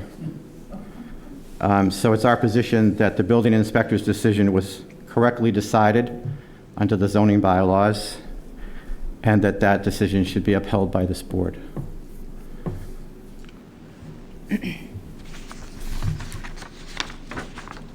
Well, fine. Go ahead, Dave. So it's my contention that it's a billboard. And in the definitions, Chapter 213, signs of the town bylaws, it says an illegal sign, any sign for which a valid sign permit has not been obtained, and that is not exempt from the provision of the bylaw. So by that definition, it suggests to me that it's an illegal sign. I haven't researched that issue for tonight, but I believe my client, it's not a big issue for my client. If it was necessary, he would paint over that sign, and there would be no signage whatsoever on that trailer. So I know you've had discussion about researching it, we can render that moot if that becomes an issue. Okay. Mr. Duffy, anything you want to add, or? So let me ask you a couple of questions. So the trailer is used for what? Flower storage. Has it been continually used for that since the trailer's been on the premises? Yes, yeah. Packaging as well, or just flowers? Flowers in buckets and flowers in boxes. Boxes and packaging. So what percent would you estimate is fresh flowers in there? It's all fresh flowers in the trailer. Of the area that you use, of the square footage, or however you want to look at Inside it? the trailer? Yeah. We use the entire trailer. We get between 200 and 400 boxes of flowers delivered a week. Do you have any other trailers in the area? Hold on, Dave. Yeah, Mark, you can take off your mask. Okay. It's all fresh flowers. Okay. Go ahead. Do you have any other trailers in the area that you use? No. No. So I'm now ask more specifically because I'm not sure what why the trailer's there, but between the funeral home and I guess the back of the old fire station, there's some sort of a trailer up in there. Is that anything to do with your construction? That's for the potential funeral home construction Okay. project. That's unrelated to us. Okay. Kurt? So the flower shop, you said it was 10,000 square feet roughly? Yes, the basement of the building. Okay. And how much of that is cold flower storage? We have 3 standalone display coolers in our front room, and we have a 10 by 12 walk-in cooler inside the store. And to get the additional 400 square feet that the trailer allows you, is there room within the 10,000 square feet? No. That building? No. So in the existing 10,000 square feet, that couldn't be reconfigured to have 400 square feet of cold storage? Currently, our 10,000 square feet is all occupied. Yeah, could it be reconfigured? In other words, 10,000 square feet is a large space. Yep. 400 square feet is not a large space. Could it be reconfigured to accommodate 400 square feet now that you own the building? We've never looked into it because of the layout of our building. We're in the basement of the building, so putting refrigeration down in the basement of the building. We only have 8-foot ceilings. We have very low ceilings in the basement, so we haven't looked into it that extensively.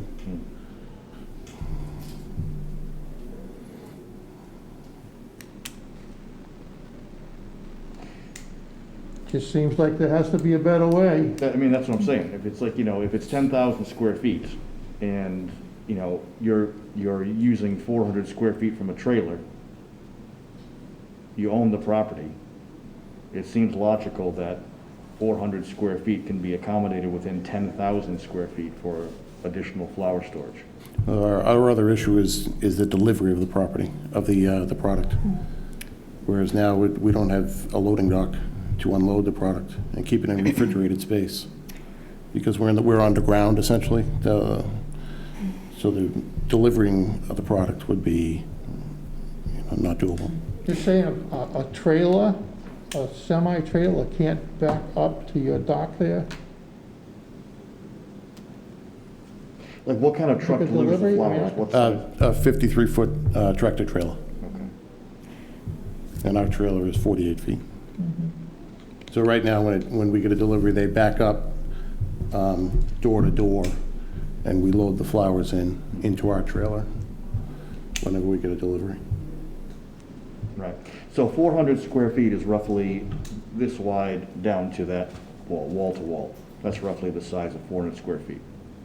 And that takes how long to unload 400 square feet of flowers into your house, into your business? 45 minutes or so to unload truck to truck. Because we do it by piece. We have to do it one box at a time. So if we have 200 to 400 boxes, it takes a little bit of manpower to do. So 45 minutes per week to unload the flowers? Right. Okay. May I add that the delivery of the flowers is exactly part of the issue of the trailer being there, that the noise at 3 a.m. and the unloading of the boxes into the trailer that causes, thump, thump, thump for 45 minutes at 3 a.m. is part of the issue that, that we're bringing here today. So, And the delivery, you mentioned delivery of the diesel. The diesel of the truck, the by a backing diesel up of the truck, yeah. And does that trailer have to be registered and insured? We do have the truck registered, and we do have an insurance binder on it. Okay. You do, because the plates said something about 2019. Yeah, we inquired with our insurance company, and they're looking into that. Looking into what? We need to get an updated, they explained to us that because it doesn't move, it's not a mobile trailer, that it wasn't necessary to have the updated, the sticker, but they said they'd take care of it for us. Are you saying sticker for inspection of the trailer? Sticker or- for the license plate. You have The to, you have license to plate, register but it. Isn't there a DOT requirement on trailers of that size for some sort of inspection? I think it's every year or so. I could look into that, sir. Yeah, I don't know the answer to that. because there is. Yeah. Right, it's something that if you wanted to move it, you could. So if it's mobile, it would seem logical to me that there would have to be some kind of inspection or some kind of registration on that. I mean, I don't know, but it seems logical to me. Yeah. We can take care of that. There is. And also, when you register a vehicle, the town charges you excise tax. Yeah. Well, property tax or what, something. Whatever they call it, yeah. Lorraine, any questions? Just curious, so are you saying that you never said to Mrs. Shea that that was a temporary situation? I don't recall saying it was temporary. No, we wouldn't have purchased it if it wasn't temporary. It may have been temporary put in the place that it was, which was facing the Market Street homes, but we wouldn't have purchased it had it been temporary. It was purchased for because our business was expanding. So part of the response that I had to my concerns that it was on our property line, whereas if it was a permanent structure, there would be setbacks involved. It's been there 10 years. That's pretty permanent. I do also believe that the trailer itself, I will get our property lines measured because the trailer itself may be exactly on the edge of the easement, but the dumpster is most definitely within our easement. I mean, I know that's mobile, it can be moved easily, but it's all part of the same problem that Well, encroaches into our property. I think if it's, and I could be wrong, but if it becomes considered as an accessory structure, I believe there's a minimal Yeah. setback requirement on that. Mark, do you know offhand what The GB, yeah. for GB, yeah. notwithstanding all the other stuff, Mr. Chairman, you run into the same pre-existing non-conforming with the location of the structure also, same as the use. So that's almost a moot point also. Okay. Although it should have been allowed in 2010, there would have been those setbacks, correct? I'd have to look to see if the setback requirements were any different then. I don't know offhand. Any other questions for either Mr. Rose or Mr. Duffy? Okay, thank you. If I had one question about the boundary issue, we do have Jim DeVellis here on our behalf, who measured and verified that it was clearly on our property. Is the dumpster? You want him to speak on your behalf, or? You want to speak?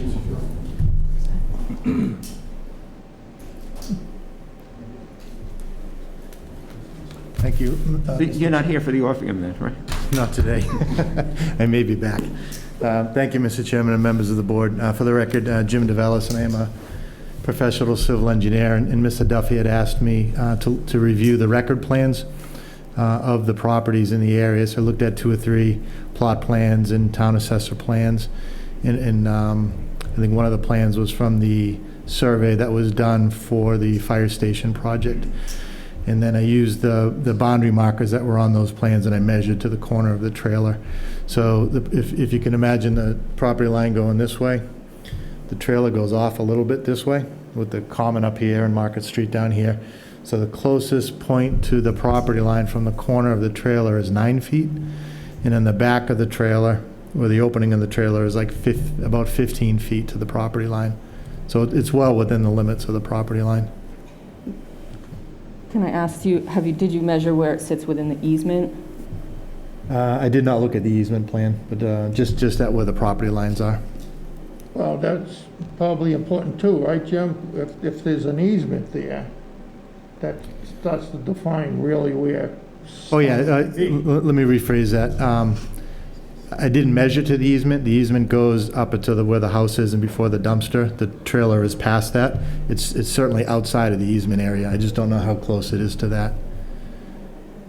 I did a rough measurement today, and the trailer, without knowing exactly where the sort of west property line is, The trailer is probably right there. The dumpster is definitely within the easement.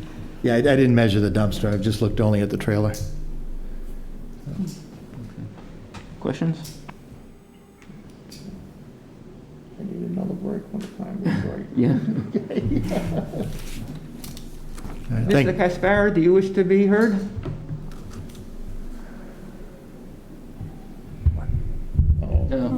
Unmute yourself. 1 minute. Oh, he has to unmute, okay. No. We can't hear you. You gotta unmute yourself.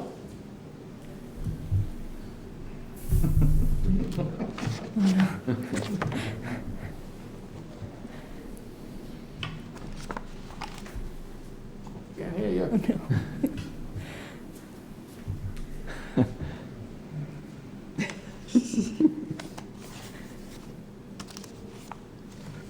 I've heard him before. When he first came on, he was He had good. his headsets earlier, I think he unplugs his headphones. But you have to tell him that because he can't hear. Talk into the microphone.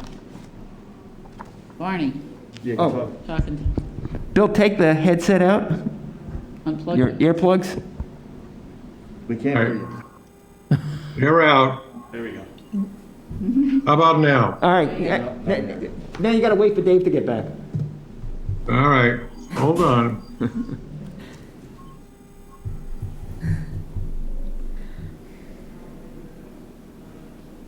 No, why is he not, why can't we hear him now? Yeah. You heard me before. We can hear you now. Tell him we can hear We can him. hear you now. Can you hear me now? Yeah, just Okay. wait till Dave gets back. All right. Well, it's a long, sordid history, and I don't dispute any of it. Bill, hang on. You gotta wait for Dave to Bill, get you back. gotta wait. Dave took a break. You gotta wait a minute. All right, but you can hear me. We can hear Yes, you. we can hear you. All right, fine. Dave taking a break again?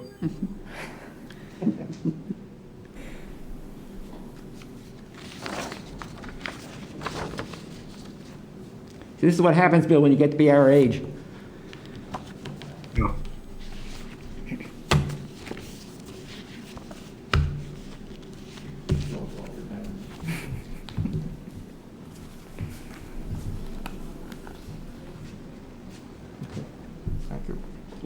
All right, Bill.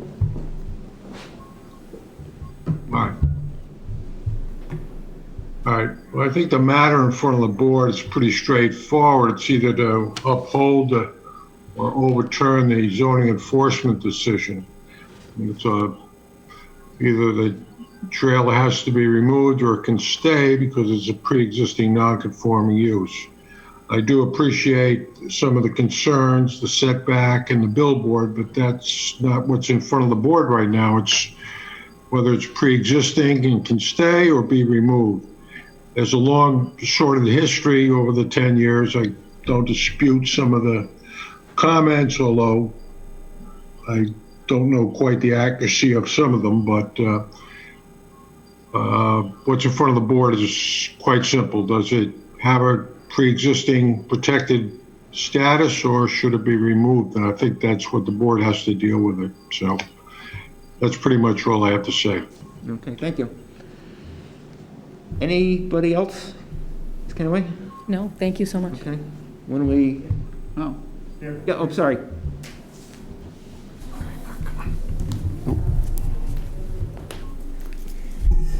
Robert Shea, 20 Market Street, abutter. Because the issue at hand seems to be that this is pre-existing non-conforming, and the input of that this was a temporary granted structure that arrived, I'd like to refute what Mr. Duffy has stated. I think he said he didn't recall, and I'll leave it at that.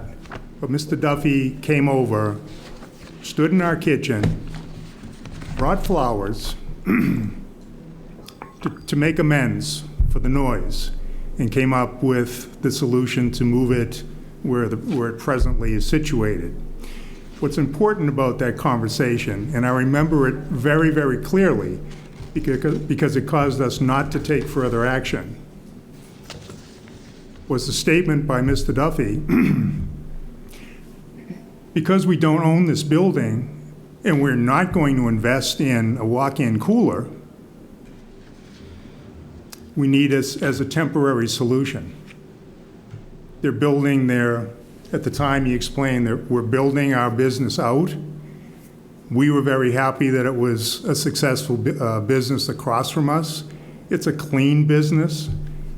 Nothing against their business. What's in dispute is this trailer, not their business. Never has been.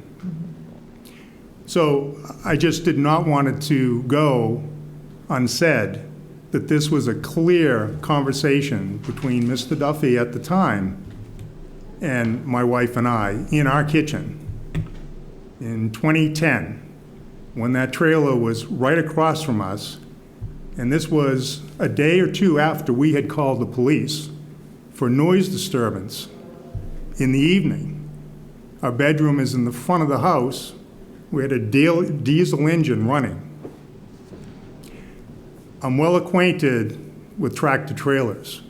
I used to manage 4,000 of them on the road. I know all about them. I know all about the requirements and the registration and that diesel engine that's running 24/7 every day. And I'm well acquainted with the provisions of a diesel fuel truck that arrives and fuels that up. The trailers that I managed, that would be unacceptable. So I thank you for your time. Thank you. I do actually have one last question.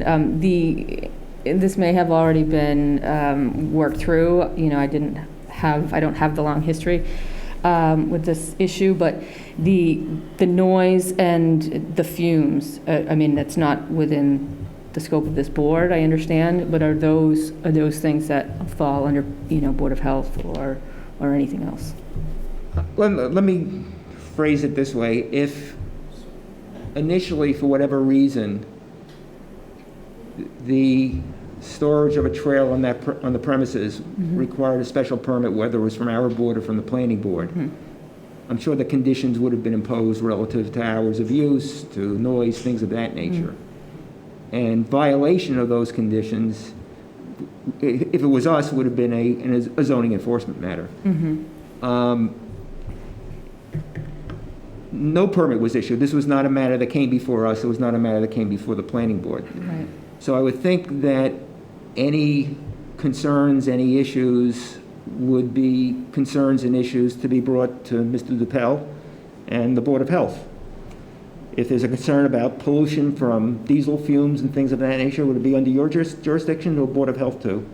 Diesel fumes would be under Board of Health, and the noise would be under me. Okay. And that would be a separate action? Yeah. Or a separate... Again, we get into the 10-year rule. And then you get into the issue of if overnight parking's allowed, you know, there tends to be noise. And it is a general business district. It's not an R15 district, which, you know, typical businesses get deliveries at all times of night, dumpsters get emptied, things of that nature. So it's not unusual to have noise, and I'm not saying it's correct or right, I'm just saying it's not unusual to have noise in a business district when you have businesses that receive deliveries. Right. I believe the new zoning, though, changed it to no running of overnight vehicles. Is that correct? But it falls under the old one. Yeah, but we could still file. We can look. Yeah. I mean, we can look. We don't know if it's a registered trailer at this point. And I would say this, if somebody came to us for a temporary use, and they might, for a trailer, I'm sure, knowing this board, we would pin them down to a date certain that they were done. And not temporary forever. That's not temporary. And if something was going to be permanent, we would pin them down with conditions. Absolutely. You know how we operate, right? Yes? Sorry. That's exactly my point. So whether it's temporary or it isn't temporary, that never was afforded to the residents that live on the street, the abutters, because a decision was made that it's an allowed accessory use without any comment or any way for us to do anything about it other than to appeal the decision. And that's really, to me, the meat of the matter. I believe that the zoning was probably changed because we want to revitalize the downtown. And I brought this up when we were looking at the Keating project. And, you know, I did point out that, you know, you want to rent those for market rate, $2,500 a month, and the residents will hear a tractor trailer backing up multiple times to make a delivery in the middle of the night, or 10:30, or 4 o'clock in the afternoon, or whenever it comes. And I feel that, I know Mark is right about the, you know, you're allowed to have deliveries, but not if it went to a board where conditions could have been put on it. Because that's what, you know, I certainly would have asked for. So it's just really frustrating that, you know, we've put up with this for so long, and we want to revitalize the downtown, but our neighborhood seems to not be considered in anything that is happening. And so it's really, really frustrating. And I just can't believe that he doesn't recall that he told us it was temporary. Very, very disappointing. That's all I have to say. Thanks. Why don't we close the public portion? Kurt, make a motion, please. Make a motion to close the public portion of the meeting? No, not yet. Oh, you want to close it? Yeah. Still want to close it? Yeah. Well, all right. Go ahead. Deliveries are made once a week. They're not all over the place during the week. And secondly, the engine only runs, it doesn't run 24/7. Cycles on and off 24/7. It only runs when a certain temperature is like 40 degrees. And during large parts of the year, it doesn't run that often. So just wanted to point out to the board that this isn't an engine that's running 24 hours a day, 7 days a week. But, it comes on sporadic. and that's okay, but you said, you know, we make deliveries once a week, but, yeah, that's fuel coming in. The cycling on and off, I don't know how many it is, but it's certainly more than once a week, and sure, it's gonna vary depending on the season and things like that. I mean, I'm not gonna hang my hat on, this happens once a week. Sometimes it's more than once a week. You know, They came maybe the other they should day, refuel during the and they came day, you know, during the day, between 7 in the morning and something. All right, let's anyhow. Let's close. Make a motion to close the public portion of the meeting? Second. We're in favor? You want to bring up your billboard point? Yeah, well, I would, you know, first off, say that this is a billboard. Mm-hmm. And there's been no permit issued on it, and they're not in compliance. I would disagree with you for 2 reasons. Okay. Okay. Number one is that, notwithstanding the fact there's a sign on the side of the trailer, when we commonly think of a billboard, we don't think of something of this nature. Now, I grant that the definition of billboard is broad enough, we could probably, I mean, I wrote the darn thing, we could probably say that is a billboard, but it's not what we would commonly think of a billboard. More important, the purpose of the trailer is, as Mr. Duffy indicated, to refrigerate flowers. The purpose of a billboard is to advertise, and this is not being used, even though this is being used to, in part, advertise, the principal purpose of the trailer is not advertising. You know, again, as I indicated before, it may very well be that the sign should not be there, but that's a different issue. Kurt? Yeah, I would think that if you owned an ice cream shop and your principal business was selling ice cream, and then you painted a big giant ice cream sign on the side of your building, that's a dual use. Mm-hmm. I mean, just because you say, well, it's an ice cream shop and it's my building, they would still have to come before us to get approval for a sign if they painted on the side of their building.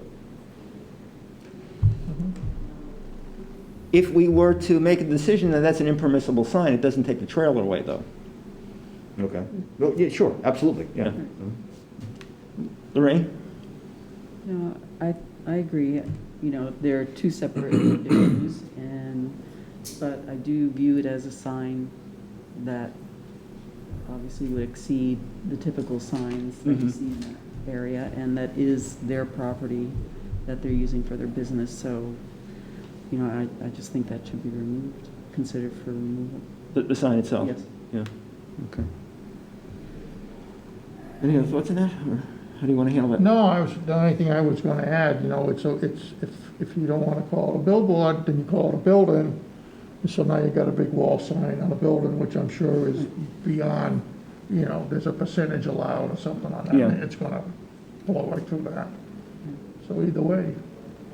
And I know it doesn't make the trailer go away, but I mean, at least it says something.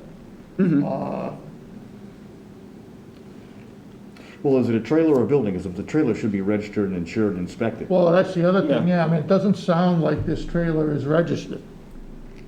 So it's not even, how does it become temporary if you can't even, if it's not registered, you can't even legally take it off the lot? Yeah, exactly, yeah, if you can't register it, I it's know they not in can good fix the working order. problem, but, you know, at the very least, it should be registered year-round.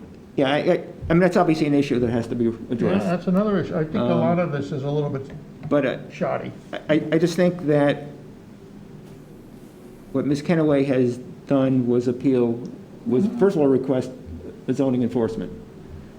Mr. Caspara declined, and she had a right to come before us. And we've got to make a decision that from a zoning perspective, and that's whether this is or is not, you know, permissible use. I mean, I think we can, you know, we can agree that the property's in the general business district. You know, I think we can agree that, you know, because of the size of the trailer, and because it's been parked on or stored on the premises, it's subject to the provisions of the zoning bylaw.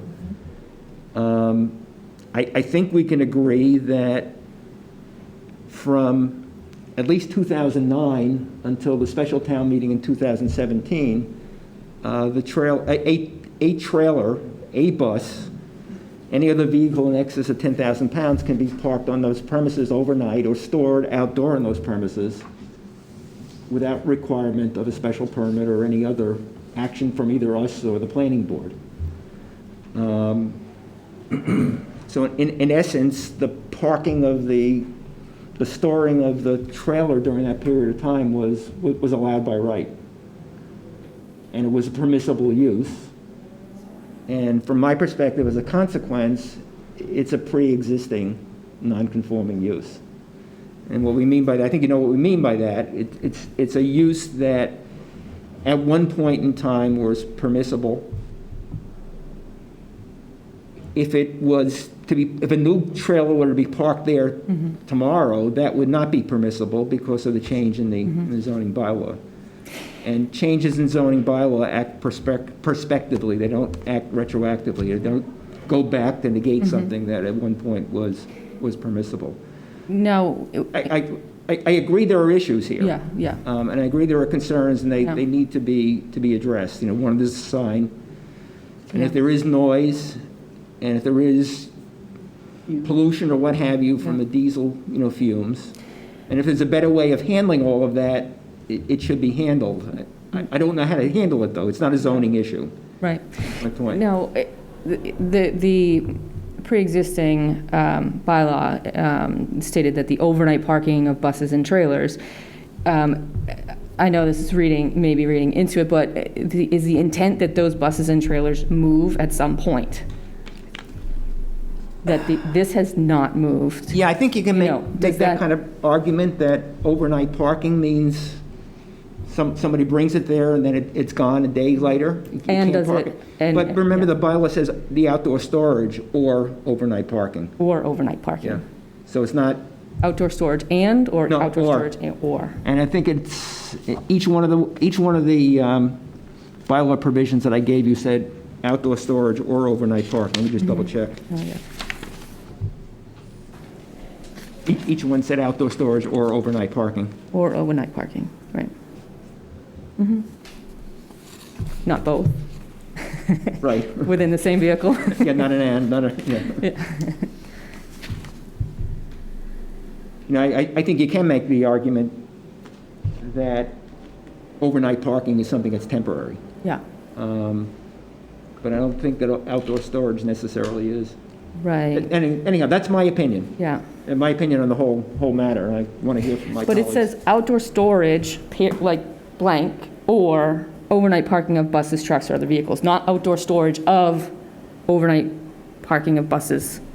Do you know what I mean? It's one, storage, like a storage container or something, or. You can't store something out, you can't store one of those things outdoors. Yeah. And you can't overnight park one of those things outdoors. And you can't overnight park one of those things. Yeah. Well, maybe the intent of that was storage means you park a car or park a truck on your lot, not that you park something that is clearly intended to be used every day for business, that runs a diesel engine and, you know, so I don't know that the intent of the I mean, because, you know, if that's the case, then why can't you just store an RV there and rent it out to people, you know? Why can't you just drag a mobile home in there and just rent it? So, I mean, the intent is not to, you know, say that you can store something and use it as an ongoing work tool. You know, I mean, you can't, you know, it just, it doesn't, it's not falling, it's not, I see what you mean by what the law says, and I'm with you on that, but I think the intent of the law is not to use something as a work tool.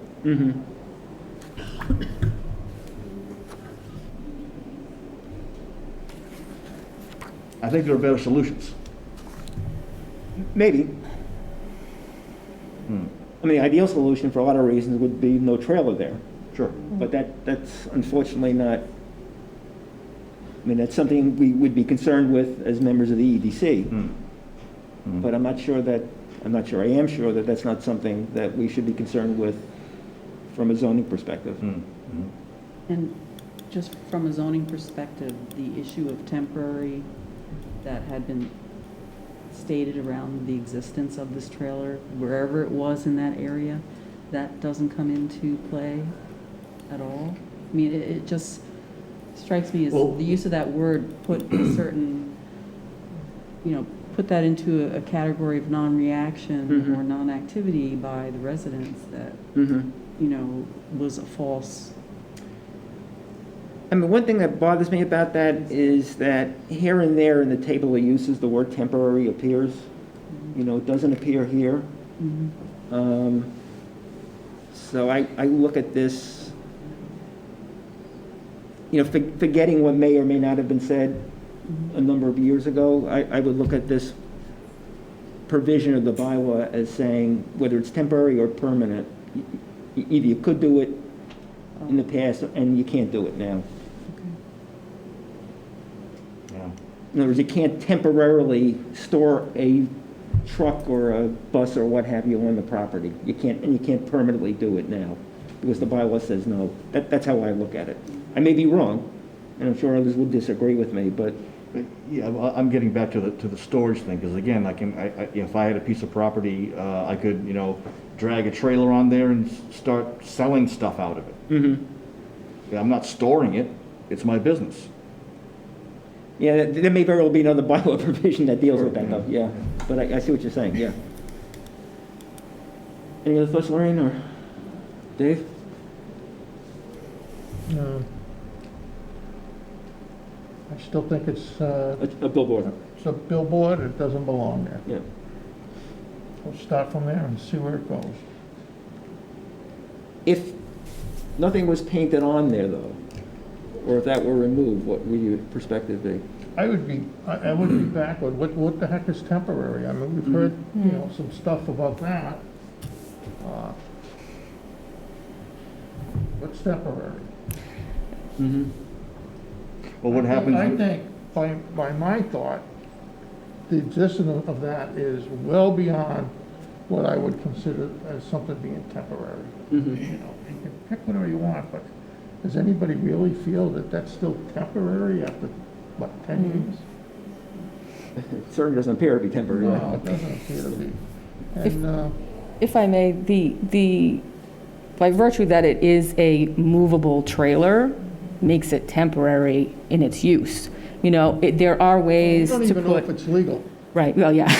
We don't know, it's, there's no tags on it. I don't think it's been through with I think it's an annual trailer inspection for semi-trailers. I'm looking at the expert out there, but I believe there's some requirement about that. So there's no indication. I don't think it's probably not even roadworthy at this point. Yeah, but there are options. There are to have refrigerated containers or some other structure that would otherwise be indicated that it is a permanent, you know, rather than something on wheels that is intended to be moved from time to time. There's certainly, you know, again, we can't fix it and we're going a little far afield here. There certainly are other options for on-site storage there, be it even if he constructed, you know, many a cooler is outside. I've seen coolers on the exterior of buildings, and maybe that's what they should do if there's sealant issues and things like that inside.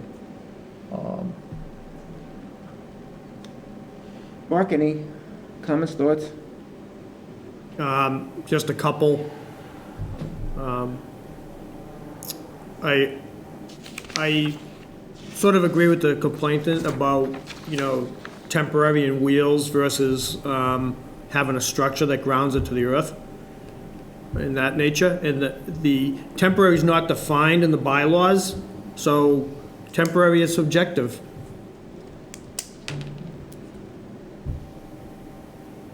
Well, by that standard, then everything's temporary. Not everything. Well, A yeah. house with a foundation wouldn't be temporary. Well, eventually that house will fall down. Eventually, everyone will die. Everything is temporary by that definition. No disrespect, but I think that's sort of stretching it. I think the whole thing is stretching. You said you had a couple. That was two. Oh, okay. I would, you know, if you want, I mean, to bring, I would make a motion that, I guess the way we do it is we have to overturn respectfully the ruling of the building commissioner. And because this is not a temporary structure, it's a permanent structure, and it should be removed. Or would you write in it, you know, in a nice legally way? What basis are you saying it should be removed then? One, it's not a temporary use. The setup now, it's a billboard. Determined it's a billboard. It does not have a permit, which is required somewhere in there.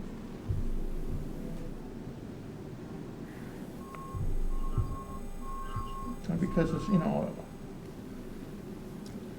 it's producing noise, it's noise that's objectionable to the area.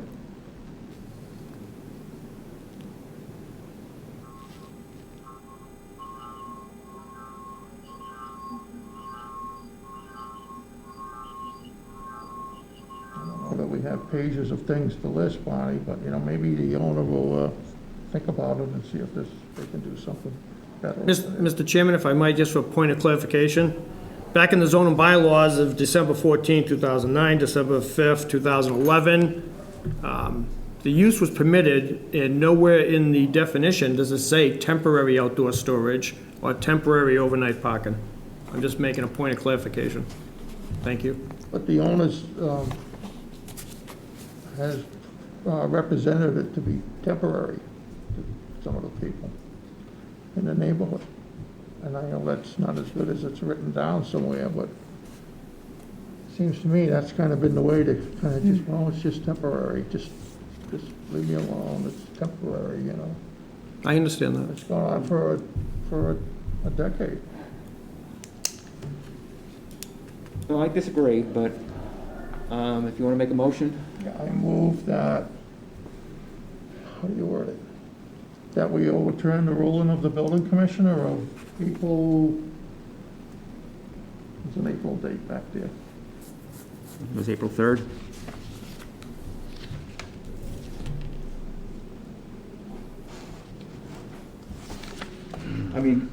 last thing I would say is that no matter what is written down, no matter what is in a contract, any contract or anything that is written down is, has to be in good faith and fair dealings, okay?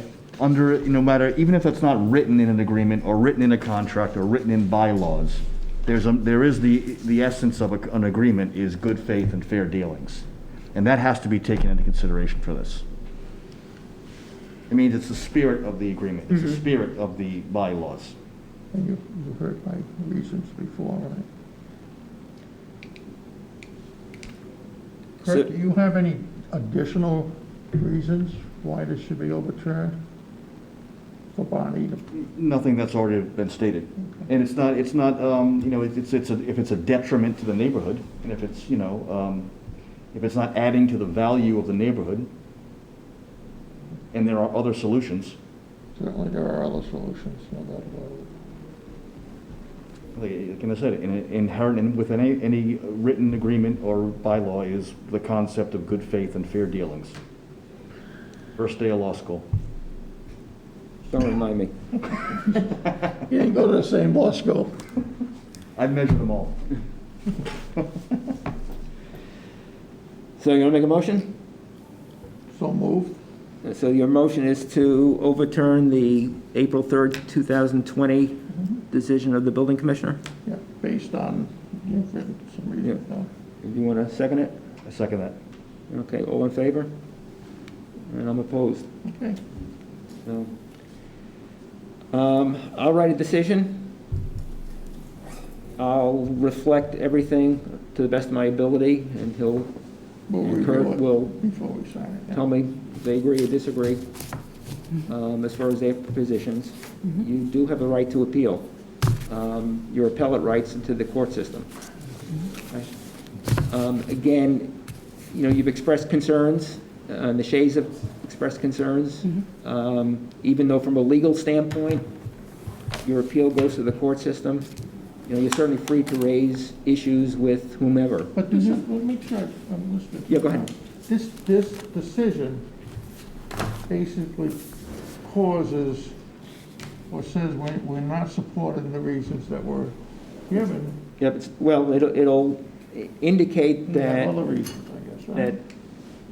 That I'll indicate my position, and best indicate, what you and Kurt have stated. And it'll reflect that 2 members of the board voted to overturn and 1 member declined. All right, that's it, I guess. Okay. I was going to say, if you feel you have, issues that can be addressed appropriately with, whether it's Board of Selectmen, Mr. Appellate, Board of Health, you're obviously, I can't stop you from doing that. But from a legal standpoint, your avenue is to go to the court system to appeal. Okay? Okay. All right, thank you very much. Thank you. Thank you for your time.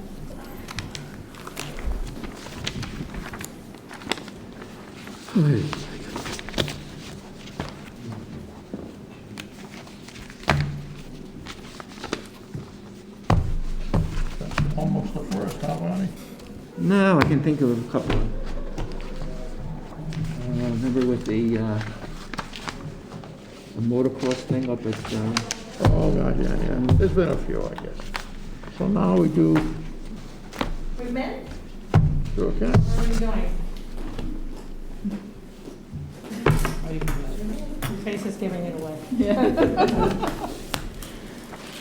Okay, the time being 7:20 p.m. MCPF Foxboro LLC requests authorization to modify comprehensive permit 15-04 to permit the construction and use of a facility for the exercise of dogs that are owned by residents of the Sylvan, formerly known as Domain Foxborough. The property is located at 10 Fisher Street in the R40 Residential and Agricultural District and the Highway Business District. It is not located in any restrictive overlay district. Just to sort of bring us up to date, this was a request that Ms. Pereira made back in June. What we decided last month, what our decision last month was about was, is this a substantial or insubstantial modification of a comprehensive permit? And the decision was made that it is substantial. in the perspective that it was a change in the amenities for the, for the complex, and that we felt it was appropriate for abutters to the property, for neighbors to have the right to, to be heard. So as a consequence, because we made a decision substantial, we have to have a public hearing, and that's what we're here for tonight. Your turn. I have nothing to add. No, seriously, I do have, if anyone needs a copy of the plan and our plan, I do, if you want them? Yes, no? I think we will, right? The plan that Yeah. came up with. Same as last time, right? Yeah, you have the same plan, there's no change. But I just wrote a very brief description as requested from our last meeting. Come up with some rules or something like that? Okay.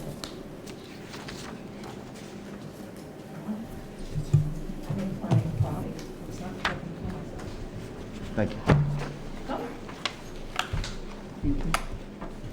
Thank you. Very minimal. I don't know.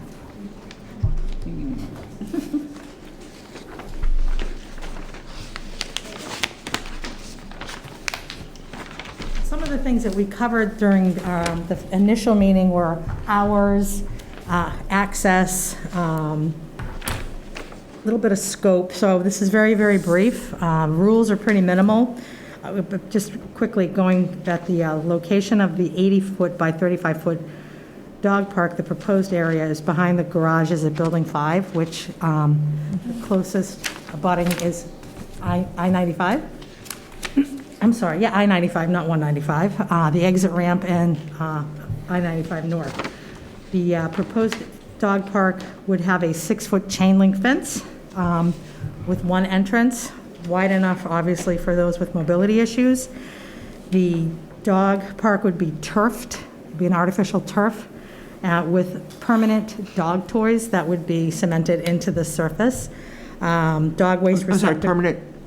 Permanent. They're cemented so that Okay. people can't, Yep. trip over them or, they won't come out of the ground. Dog waste receptacles, benches, et cetera. Hours are dawn to dusk, which is something we had discussed prior. I, wouldn't anticipate anybody there prior to dawn or after dark. And then I just have a little bit of information about where it's located. And the dog park is for exclusive use of our residents only. The location of the park, I think, is I hate to say the word camouflage, but it's in an area that is not, you can't see it. You have to literally be looking for it because the garages in front are pretty high. The berm in the back, you cannot see it from the highway. So it is pretty discreet and quiet. Let's just keep finding out. Questions, go ahead. Marie, you want to start? So in terms of access, I walked through there and it really is well hidden behind that area. In terms of access, how would you be able to control people who aren't residents from bringing their dogs in? Would you have like a fob system for people to, like residents who own dogs? Yeah, we could certainly do that because we use those in our residential building. We will also have a security camera as well. I think I mentioned last time I was here that I was a property manager in Bellingham, and we had a much more visible dog park in Bellingham and had no issues with people coming in because people know their neighbors. They know if you're coming in from outside, it's pretty obvious because you're walking up a rather lengthy driveway. My experience at the Sylvan, since I've been there since the takeover when it was purchased by MetLife, is that neighbors really do, they let us know when things are not the way they're supposed to be. You kind of understand what I'm saying? So it's a bit of policing from our community, and again, cameras, and if we have to do a FOBs, that's something that would absolutely be entertained. And then rule would be residents only, no guests of residents No. who bring their dogs? No, we don't allow guests to animals. bring their pets in. Nope. We have to be able to, all dogs and cats are required prior to leasing or to continue a lease with us, we have to have vet records, et cetera. So we don't allow anybody to bring their pets in. Is there any requirements for the size of the dog? Can it be under? We have breed restrictions. Okay. So your typical Rottweilers, your more aggressive breeds are not, you can't rent, we don't rent apartments to folks that have those sorts of dogs. St. Bernards. It's like a weight requirement, it's a breed Nope. requirement? Okay. No, but most of those dogs are bigger. Yeah. Killer Chihuahuas, that's about it. Thank you. Dave, any questions? No? Anything else? I would just like to say something. I lived over. Actually, tell us. You have to identify yourself, I think. Yeah, and Lynn Matthews. I'm sorry. Lynn Matthews. I'm a resident of The first name is Lynn. Lynn? Okay. Utah. My name is Lynn Matthews, and I, before moving to the Sylvan, I lived at the lodge for 2 years. My apartment was right across from the dog park that they had, and what I found is most of the dog parks are self-governing. We as residents kind of make sure it's handled properly by, the other residents, and I can honestly say barking was never a problem. People bringing different dogs in was never a problem. Everybody was pretty respectful of each other, and I think it worked just perfect over there. And it sounds like this is even a little bit easier because it's not as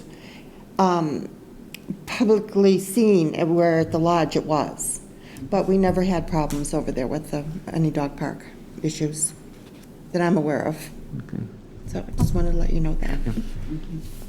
The lodge was a comprehensive permit of ours. We were never requested. I know. We found out the lodge had one, we know, recently. Yeah. Oh, We didn't know anything about it. That's okay. We're doing it the right way. Yeah. You're not the manager there, right? No. Okay. But it's kind of funny because it's owned by the same entity. Yeah, wow. You can call Ma'am? them. You can call them. You wish to be heard, or?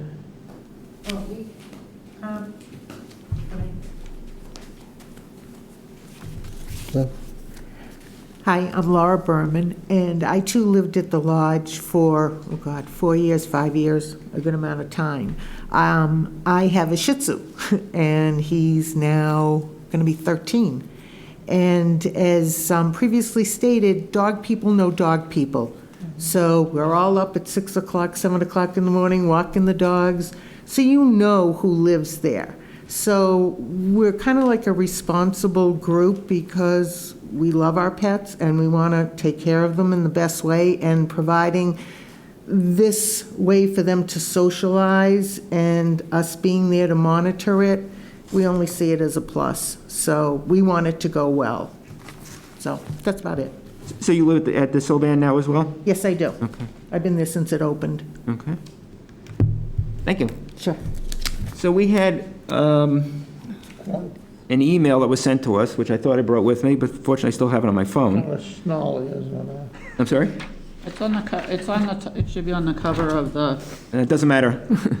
Oh, don't worry, I got it on the phone. This was an email that was addressed to, was sent to Mr. Dupel with a copy to Diana Gray. Good morning, Mr. Dupel and zoning board members.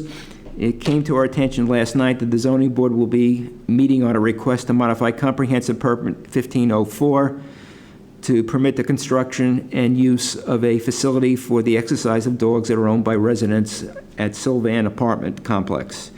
It is our hope that you will deny this modification. In the initial permitting process, Foxborough Domain, in parentheses, Hanover, did nothing to work with the neighbors to lessen the impact of a 250-unit apartment complex. They refused to decrease the height or density of this project, quite simply because they could. Quite simply because they could, with it being a 40B application. This is just a marketing ploy to increase Sylvan's rental capacity and charge more for renters with animals. This will also bring more dog walkers into the neighborhood, which usually isn't a bad thing, but in two occasions it has turned into an altercation with my neighbors, one which ended up in racial slurs being halted at my neighbor because she asked the man to have his dog go to the bathroom on the side of her yard. If I hadn't heard the altercation myself, I would not have believed it. This apartment complex would never have been permitted the way it is if it was not a 40B. We feel the town should in turn stay with their initial permitting and deny this request. Thank you, Diane and Eric Galanti, 2 Robert Street. So I have a couple of immediate knee jerks when I read that. Is she part of the crowd that took us to court? Probably, but I don't remember. Yeah. Yeah, I don't remember. But I also, I looked, I went online, and if you look at the complex, they're sort of over here. Yeah, I So doubt they're- that she even yeah. looked at the plans. Yeah, so they're blocked by all the buildings, so I can tell you that no one from the neighborhood is. I'll just say this is sour grapes. Yeah. 2 years Well, later, so, you know. But, in turn, if she has any issues with our community, I don't work for Hanover, that property, the property was sold. We have had one resident approach us regarding snow removal before it snowed, which was great. We had a wonderful dialogue. I assured him that my snow removal company would not push snow in his yard because that's unacceptable. Never heard from him again. He has my number, and that's just how I operate. So I don't know this person. If there's any issues, she can certainly contact me. Just understand, where I'm coming from. I understand. That neighborhood took us to court. They were heard in court. It was settled Yeah. out of court. Don't have any idea what the settlement was. But whatever it is, it's been done, and that's what you've got is what you're entitled to. and it was after months and months of hearings, so. Months of hearings. So let's close the public portion. Lorraine, you're voting on this. Okay, motion to close the public hearing? Second. Okay. Other than the fact I got conditions. Yeah.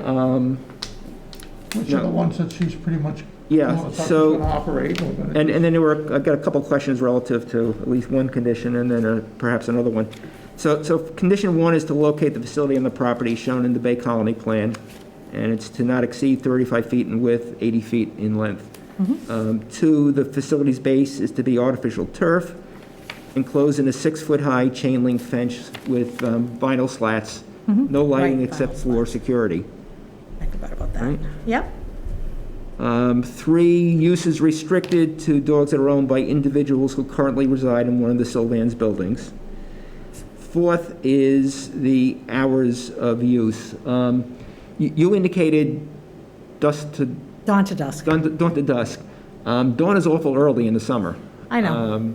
I think June 21st is like 5:03 a.m. So what's the thought on that?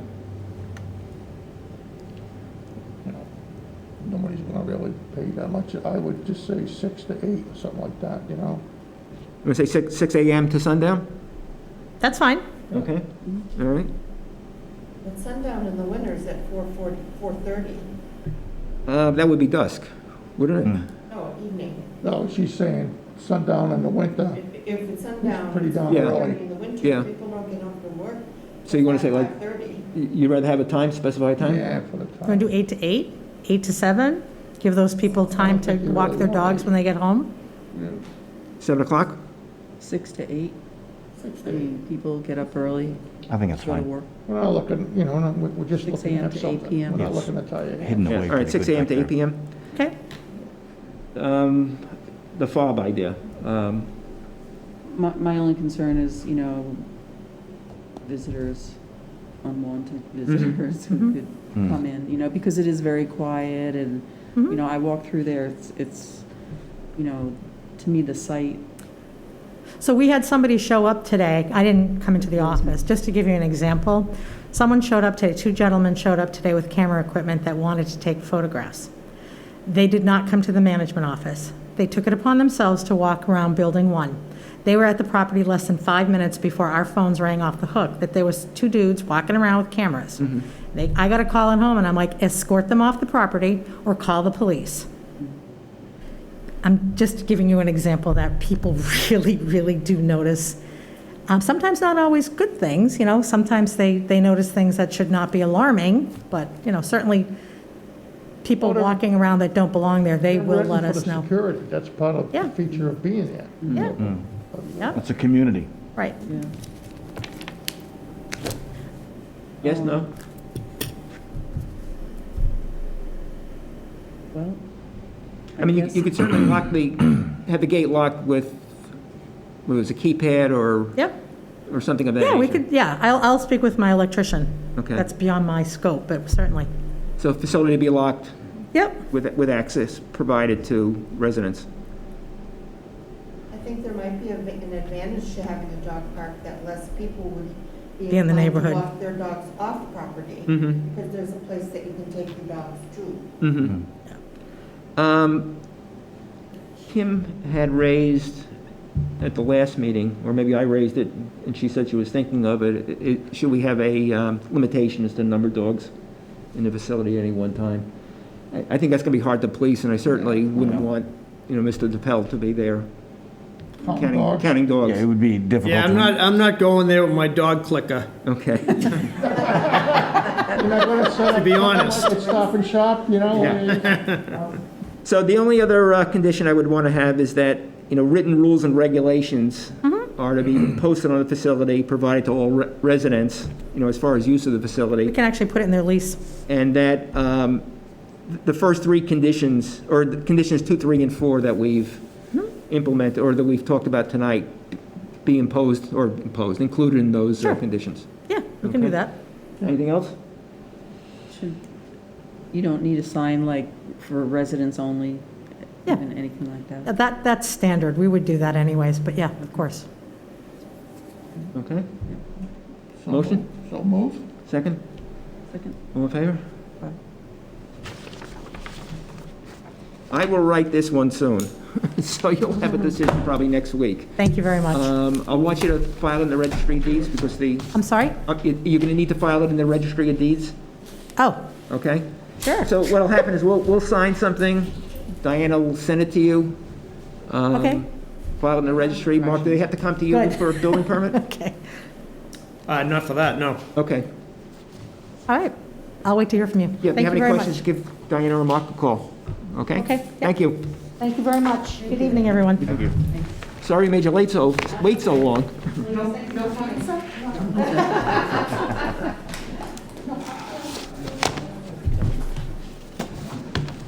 All I have is the July minutes, just to say they're fine and we can go Approved. home. I signed them already. Am I dismissed, sir? Yes, sorry we kept you so late. That's fine. Thank you. Thank you. Like, All right, we're adjourned then, right? Yeah, motion to adjourn? Second. I raised Dave's hand. proxy vote for Dave and. Yeah.